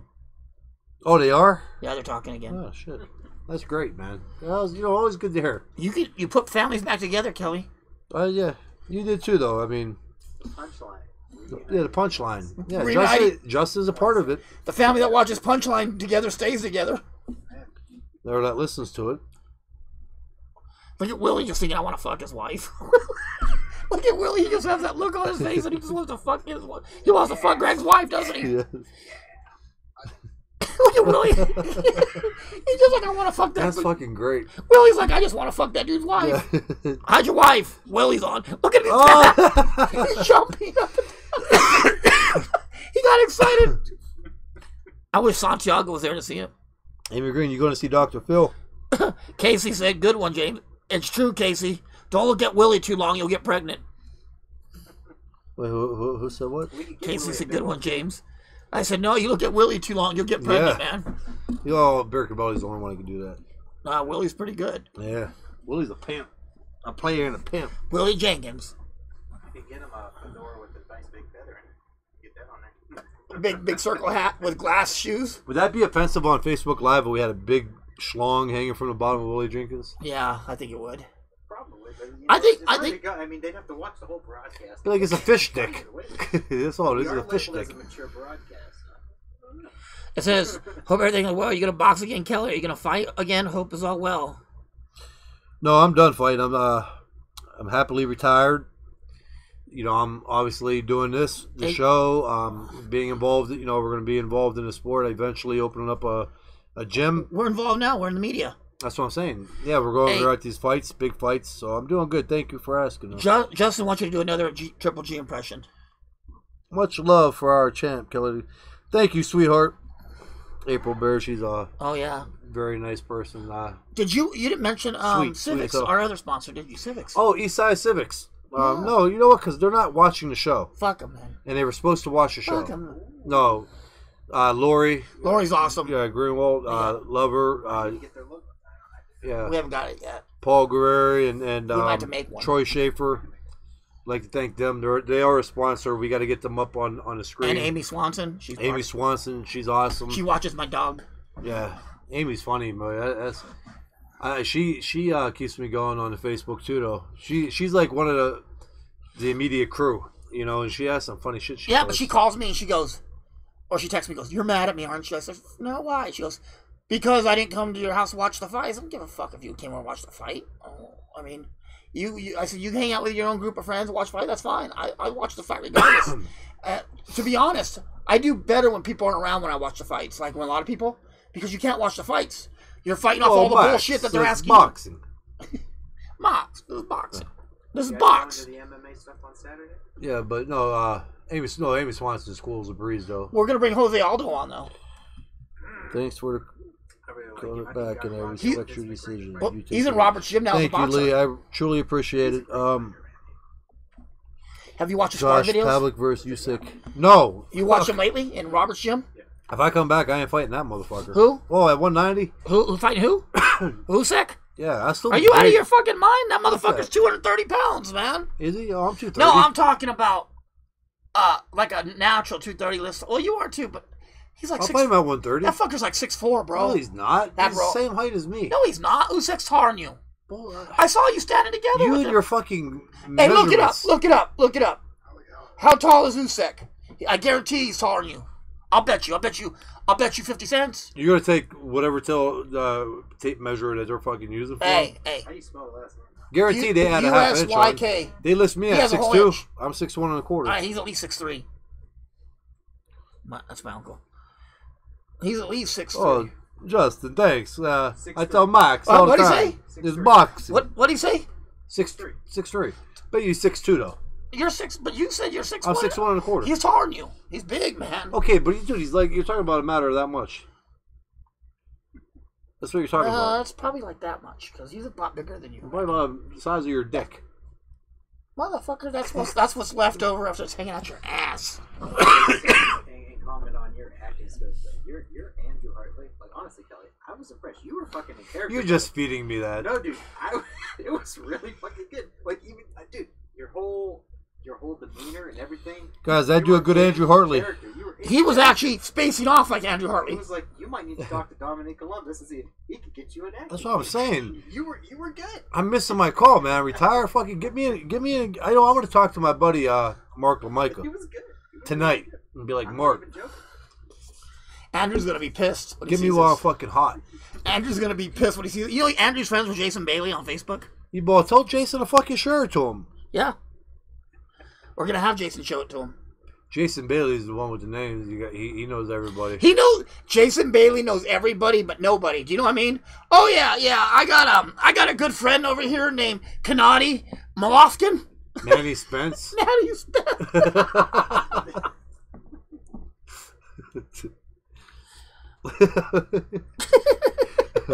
Vladimir Antonio Rubio. Vladimir Antonio Rubio. This is Errol De La Hoya. Is he still working out at Fuckstick Gym? Oh yeah, he's over there. Julio Cesar Klitschko. Yeah. Is Willie Jenkins over at that gym? Oh yeah, I know Coach Willie. Thank you, Jeff. I appreciate it. You know, I think who's refereeing? Lane Smoker. Lane Smoker. Steel Mills. I know. I just think we're just trying to change the show up a little bit. You know, you go to so many boxing shows, it's like going to a fucking funeral. You know what I mean, guys? Yeah. I watched one the other night. What was that one called? I don't know. You know those one with those two fucking ingrates that never box a day in their life, and they sit there and they mumble. They're like mumble rap, but they're for the show, and they talk about shit they don't know. I mean, it's fucking ridiculous.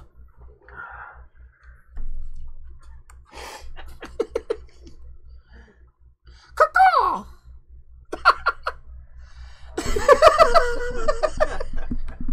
Peck Willie. We'll see Willie. Peck him. You gotta go, yeah, there you go. Yeah, you gotta get a little bit more, a little deeper. A little deeper. There you go. now you're up in Willie's porno. He's used to beaks. Fucking Willie porno. He says, "Bring it on." He says, "Bring it on." Joseph Parker. Last I heard on Joseph, he got shot and then he came back and he lost. I don't know what's going on with Joseph Parker. Thanks, Justin Bright. You got Justin. Help us get the show out there, brother. That's your job, man. Help us move the show out there. You know why Kelly wears that shirt, that blue Falcon right there? Because he's a buddy fucker. Not true. My jungle. You're lying. How do you know I'm lying? Don't listen, guys. He's always lying.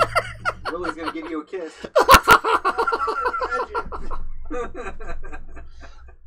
Let me have Buffalo Head. It's on your side. Any other questions? Let me see what I got over here, guys. Let me see what I can find. Oh, shit. Oh, no. Oh, no. Just don't get that on my mic.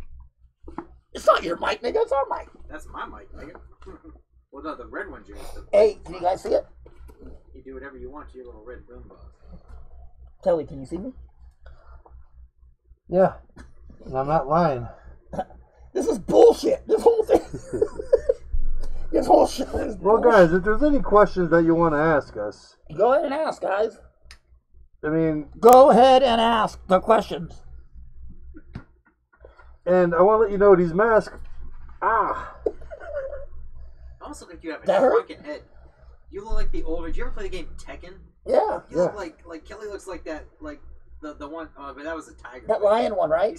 He looks like an old beat ass version of it.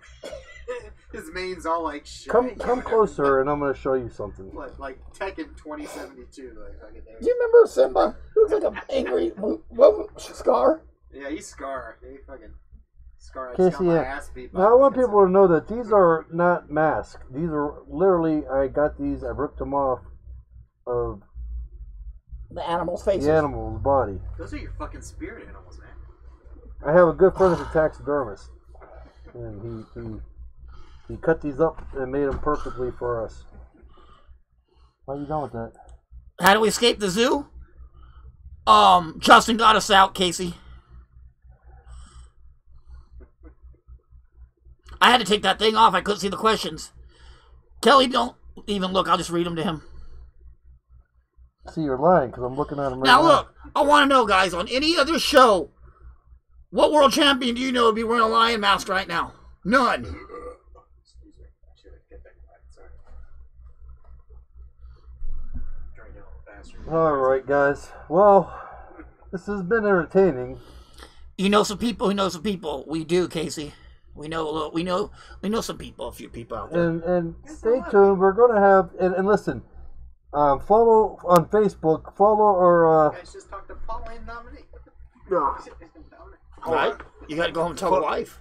Follow us our page, because we may be getting guests. Like how it is right now, it's always up in the air. It may be Saturday afternoon, and I may be able to grab a guest, a big guest, and put them on, or James may be able to grab a big guest and put them on for Tuesday. So I know it don't give much time to let people know, but if you pay attention, we'll be having, if you follow the show a lot, and go to the website. We'll list it. Yeah, we'll list it as soon as possible. You know, what's the website? Do you know? Punchline.live. Yeah. Go to punchline.live, guys. Follow the website. It'll have you up to date on contest, giveaways, for merchandise giveaways, contests, and also guests coming up. And also, you can get on there and sign up to come be a guest on the show yourself. You don't have to be a star to be on the show. You can be basically anybody and get on the show. So sign up if you have something worthwhile to talk about or interesting. And not just boxing. We like to talk about relationships. We talk about women. No, I'm just kidding. We don't. We do. We talk about relationships. We talk about paranormal stuff. We can talk about anything. Just put in a topic and give us a call. Hey, JJ, as always, thank you, man. I truly appreciate it, man. Thanks for tuning into the show, too. But yeah, we're going to be doing... And also, guys, tune in to the 16th because we'll be doing a live show from the Gennady Golovkin and Canelo Alvarez fight. We will be doing a live show from inside the arena. I don't know what my itinerary calls for when I get there, though. Well, fight night, we know what the itinerary is going to be.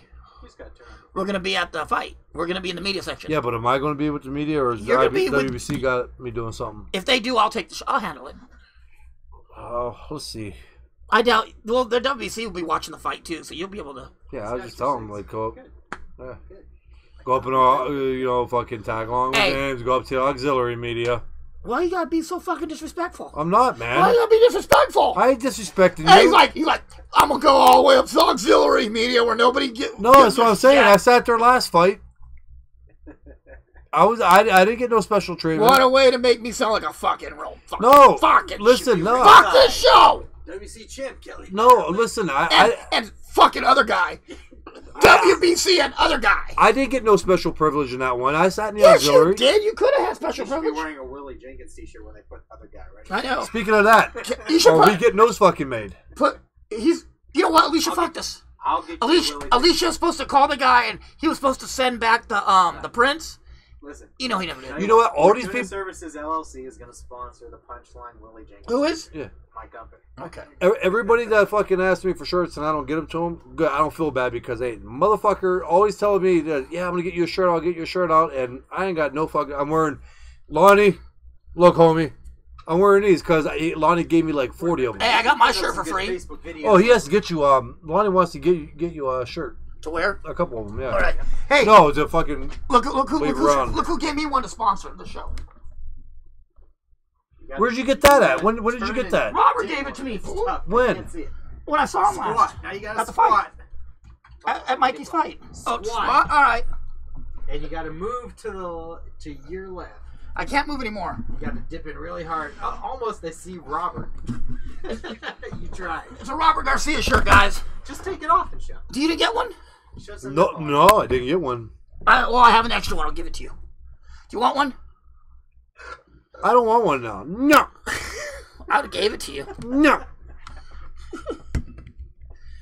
I'll just wear fucking Unbreakables and Kelly the Ghost Pellet fucking shirts. I don't even have any more of those. I'll go get a bunch made and I'll fucking wear them all. And I'll wear a Kelly. I don't want you wearing it. Here's what we want. Look. What we want are the hoodies. I'll have Chuck Haskell wear them. I'll have Willie Jenkins with a big ass cock pissing on Kelly. I want a Willie Jenkins shirt with the Fish don't have sleeves. sticks. Yes, they do. Willie Jenkins does. Willie Jenkins has a few of them. He's a Youngstown fish. He got a big ass cock. That motherfucker, if he's a Youngstown fish and he came out of Mahoning River, that motherfucker should have 4 eyes. He does. Look at his orange, the orange underneath him. Fucking He's got Tourette's or something. No, but I want the Willie Jenkins. I want a Willie Jenkins hoodie because it's wintertime, and we gotta get the punchline down the sleeve. Oh, Pascal Thomas. Hey, listen, you know what? That's a good idea.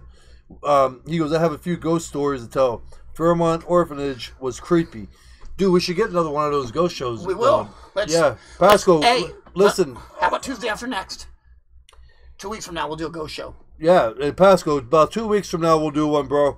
And I'll talk to you off of here. Message my face box, and we'll set up that. On the background?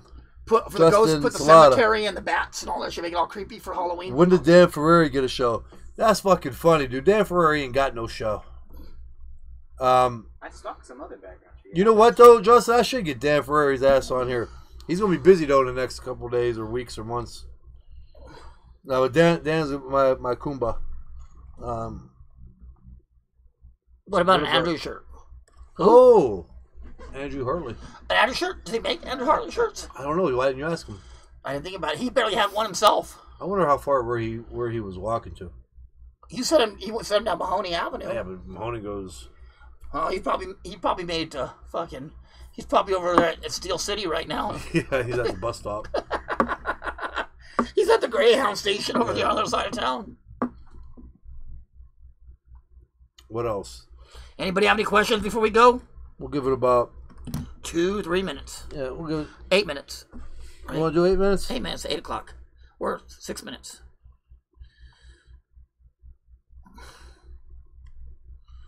Well, stay down here so we can see. I know. I was looking to see if we missed a question. That's for like Christmas. Oh, that's tight. Oh, that's fucking trippy, dude. Dude, that is badass. I feel like this is the end. You know, from the Doors. What are you doing? The fuck, man? Oh, you wanted more? Yeah. Yeah. Yeah. We kept our sponsors up there. Jerome. Oh, that'd be perfect for. Jerome Varga wants to know what's up, Kelly. Now you have an infinite. It was not much, man. Oh shit! Look at that. It looks like a line in a waterfall. A little snowflake. There's snowflakes in there.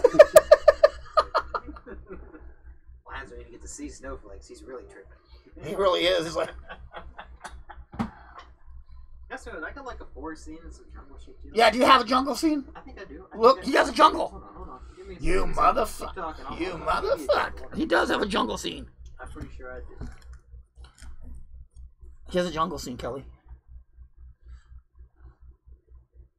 Ah. In the jungle, the mighty jungle. He does have a jungle scene. Oh, I do. He's gonna hit a porn scene showing pictures of his kids getting Yeah, conceived. right. That's gonna fuck us all up, man. That's more like a forest. Fucking That's not really double penetration. You're anal fucking. gonna hit one of your porn pictures with you and your wife. We're gonna be watching that in the background. Like, what the fuck is going on here? Our heads are gonna be doing this. That was deep. That's not really a joke. It's more like a forest, but it's like Come on, man. Just give him a line. Give me some trees and fucking or sand. Ah, look at that. There we go. Success. Wait, lions are in Africa. That looks like Africa. that's not Africa. That's like more like a forest. I'll get you. Josh from Josh Patton likes That's to. like fucking. That's Josh Patton's favorite place to vacation is Africa. What makes Bernard Hopkins' style so difficult? What does he do well? Well, Yeah. good footwork. He knows how to suffocate your punches, how to back out. His timing. His distance is great. Yeah. It's great distance, and he can suffocate your punches. And then he comes in. He comes in with the head and throws it at the same time. Oh, his head and elbows, right? Yeah. He'll hit you below the belt, bang you on the hips. But again, and I'm going to say it because for that fight when I fought him, it's just hard to give an honest opinion on it. That was not an 80% Pavlik, me. And then the circumstances. I jumped up 2 weight classes, and of course being sick. And again, that's all well documented. Robert Garcia knows. Yep. Casey, he's having promotional problems too, so that makes it hard on Andy. I actually know Andy. Yeah, he's Andy. I mean, but yeah, I think he's been doing a lot of managerial things right now, so I'm sure you'll see him back eventually. Andy Ruiz Jr.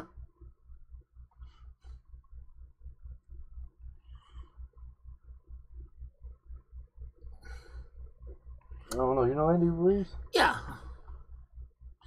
Did you answer that question? Yeah, I did. He's good. He's good, but he has some condition Don't worry issues. about it, dude. By the fucking time you find it, I'm gonna be fucking sweated down to nothing. And by the time you find it, they're gonna have hunted you already. Don't worry about it. Whatever. My head lost about 10 pounds. That's fucking ridiculous. I'm grateful. Thanks for trying, though. Yeah. Well, why don't we take I us? thought I had it Why don't you at least take us to the ocean where Willie can at least have a good time? Ocean, I have. Well, put it on the ocean because Willie wants to be there. Yeah, Willie's like, yeah. he's getting thirsty. Casey, yeah. Andrew's a good boxer, but he you know what? He needs maybe more conditioning. Maybe he spend more time in the gym. He really, really is too big for the weight. Or his height isn't really where it should be for the weight he carries. I've seen Andrew over 330 fucking pounds outside the ring, and when he gets in the ring, it's 260, 270 for being 6 foot, 5'11", 6 foot, 6'1". Big. He's a big kid, man. Even what's his name? What's Henry's old fighter? What's his name? The Mexican heavyweight. You know what I'm talking about. Fuck, I can't remember his name. He fought a while ago? Yeah. Areola. Even Areola does that. He comes in really big, and then. Oh, you can tell with him. That motherfucker, he's coming, man. He looked like the Michelin man. Oh, Ruiz is bigger than Areola. Yeah. But I've seen Areola get in shape. I've seen him down to 230. He seemed like a cool dude. He was a ballsy fighter. But I'll tell you what. Ruiz is fast fucking hands for his size. Oh yeah. Fast. All right, guys. Well, we gonna shut the show down. Yeah, we're gonna shut it down because somebody couldn't find the ocean. Thanks. Ocean. Nah, we're shutting it down, Vato. Fuck you. And I'm trying to think. Hold on. Hey, Kelly. Anybody else watch for coming out of White Town? We need another champ to electrify the boxing ring like you did. Not right now. not that I know of. A couple kids that are dedicated to the sport and they train their ass off. But as far as anybody, I think there there is another kid from Youngstown actually. Oh, that's gonna bother me now. Anthony, I think. I got all this hair in my nose. I don't know. Jack Lowfighter or something? Yeah, Jack Lowfighter. He's a junior middleweight or middleweight. I could drink this much during the fucking show. Anyways, yeah, this other kid coming up. I got a brain fart right now. But he's tough, man, and he's watching live in Australia. That's awesome, Casey. Thank you. And we would love to have Jeff Horn on, but I don't know how to get in touch with Jeff Horn. We have to but Jerome, pull some contacts. No, I mean, other than that, though, it's very few right now. But hey, listen, boxing. I mean, you look at the gap between when I won it and Harry Arroyo. There's a big gap. That was the 80s, and I was 2007. So, hopefully soon, and hopefully when I open a gym, we get some big. What was Lampkin time period? 70s? No, he was 80s too. I mean, they were all kind of around. No, Lampkin was cool, Casey. Thank early you. 90s, late 80s, early 90s. See, Jeff won the world title, but it wasn't. I mean, it's hard to explain. Yeah, I know what you mean. Yeah, it wasn't like it was. It was a piece of the title. Yeah, something like that. I mean, it wasn't long held at all, and but he did it. Yeah, he did it, and he's a world champ. I remember when he won. Good dude too. I remember when he won it. Cool. What time do you guys usually come on? 6 o'clock. 6 o'clock on Tuesdays. And again, if something should happen to change with the time, we like to keep it around 6 o'clock. But if for what we're going to start doing is like today, we had that Dominic call in at 6 o'clock. Maybe sometimes we might start 10 till, so that way we get ourselves prepared. Yeah, prepared, seated, and we could get into the conversation easily. Today was kind of tough with him on. I mean, you seen we had a little malfunction the first 45 seconds, and we got into it. But we'll keep you posted on our page and everything else what's going on. So, and if a time should change other than 6 o'clock, we'll try to give you as much advance. Yeah, that'd be smart. And Sundays we might have a special show the day after the fights. And also, be on the lookout for Fight Night next on the 16th, because we're going to have a special hidden show at the arena. We're going to try our best to put a Facebook Live show on at the Golovkin and Triple G fight. So maybe we can sneak peek. You guys get a sneak peek of the show and the surroundings and the people, and we'll just talk some shit together. How's that? Yeah, the only thing is they're tight. I'm sure they got an extra eye on the media section too for shit like that. But yeah, we'll see what we can set up live and talk into it. They won't know who we're talking to. Exactly. We'll sneak it, guys. The worst they can say is shut it off, right? If you guys aren't broadcasting the actual... Well, no, we're not. If you're not pointing at them, you should be okay. I talked to my attorney about that a little bit. He still had some funny things, but he said it's a super... We're media. I mean, we're allowed to talk. Exactly. We're media, and it's your right to be there. Well, they can pull that right anytime they want. They can for broadcasting, but if you're not broadcasting the fight, just commenting on it, then that should be okay, because you have a media pass, it's your right to be there, and you're discussing your... Tell Paul Malignaggi, oh, they'll fucking... Fuck your commentating. Now I'm going to do mine up here. The thing is about media there, if you piss somebody off, you'll get blackballed. You'll never get another fight again. Yeah, you're absolutely right. Yeah, they have all the pool. You'll never get another fight again. It's not Showtime. It's fucking... It'll be the people with... whoever runs the promotion, who's the PR woman for the promotions, will be like... It's HBO, isn't it? Yeah. Well, HBO is the main one who don't want you doing it, but if the Top Rank or Golden Boy or whoever lets that fucking shit happen and their people don't go say anything... Yeah. Hey, you guys want to hear a great fucking story before we get off here? We're at the... Thanks, Jerome. We're at the Broner Mikey Garcia fight, and we're in the media room.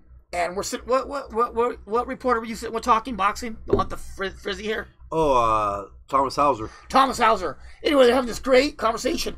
Anyway, Espinoza comes in. The head of the CEO of Showtime Boxing comes in and starts arguing boxing too. And Kelly looks at him and says, "You don't know what the fuck you're talking about." I was like, "Oh shit, Kelly!" I don't think I said that straight up like that. You know, but you basically told him he don't know what the fuck he's talking about. And then I was like, "Kelly, you knew that is?" He goes, "No, who is it?" I said, "That's Espinoza from the CEO of Showtime Boxing." You're like, "Oh." I only fought on Showtime one time anyway. So. Kelly's like, nah, I totally disagree with you. You're fucking. Yeah. Like I said, I fought on Showtime. I didn't talk to him. I know. But... I wasn't the main event when I fought on Showtime. So I know, but I don't even think I was at the press conference. You're allowed to disagree, but I think that we were talking on the Mayweather fight, weren't we? Yeah, but I think in front of like a guy like Thomas Hauser too. Did I say that though? You told Hauser that. You told Hauser that. Champ, you got some balls. Throw them around. You're allowed. Hey. Yeah, I didn't tell him that. You didn't tell me you're fucked up, but the way he said it was like you're fucked up. I kind of like said. It was the way he said it. Like it was the way he said it. I'm sure he respects you for just being yourself. Exactly. He was cool with it, but yeah, most people would have kissed his ass, but not Kelly. Kelly's like, nah, I don't know what you're seeing, but he wants to hang out. People are out. used to having their ass kissed all the time. Respect somebody. Yeah. Just speaks their own mind.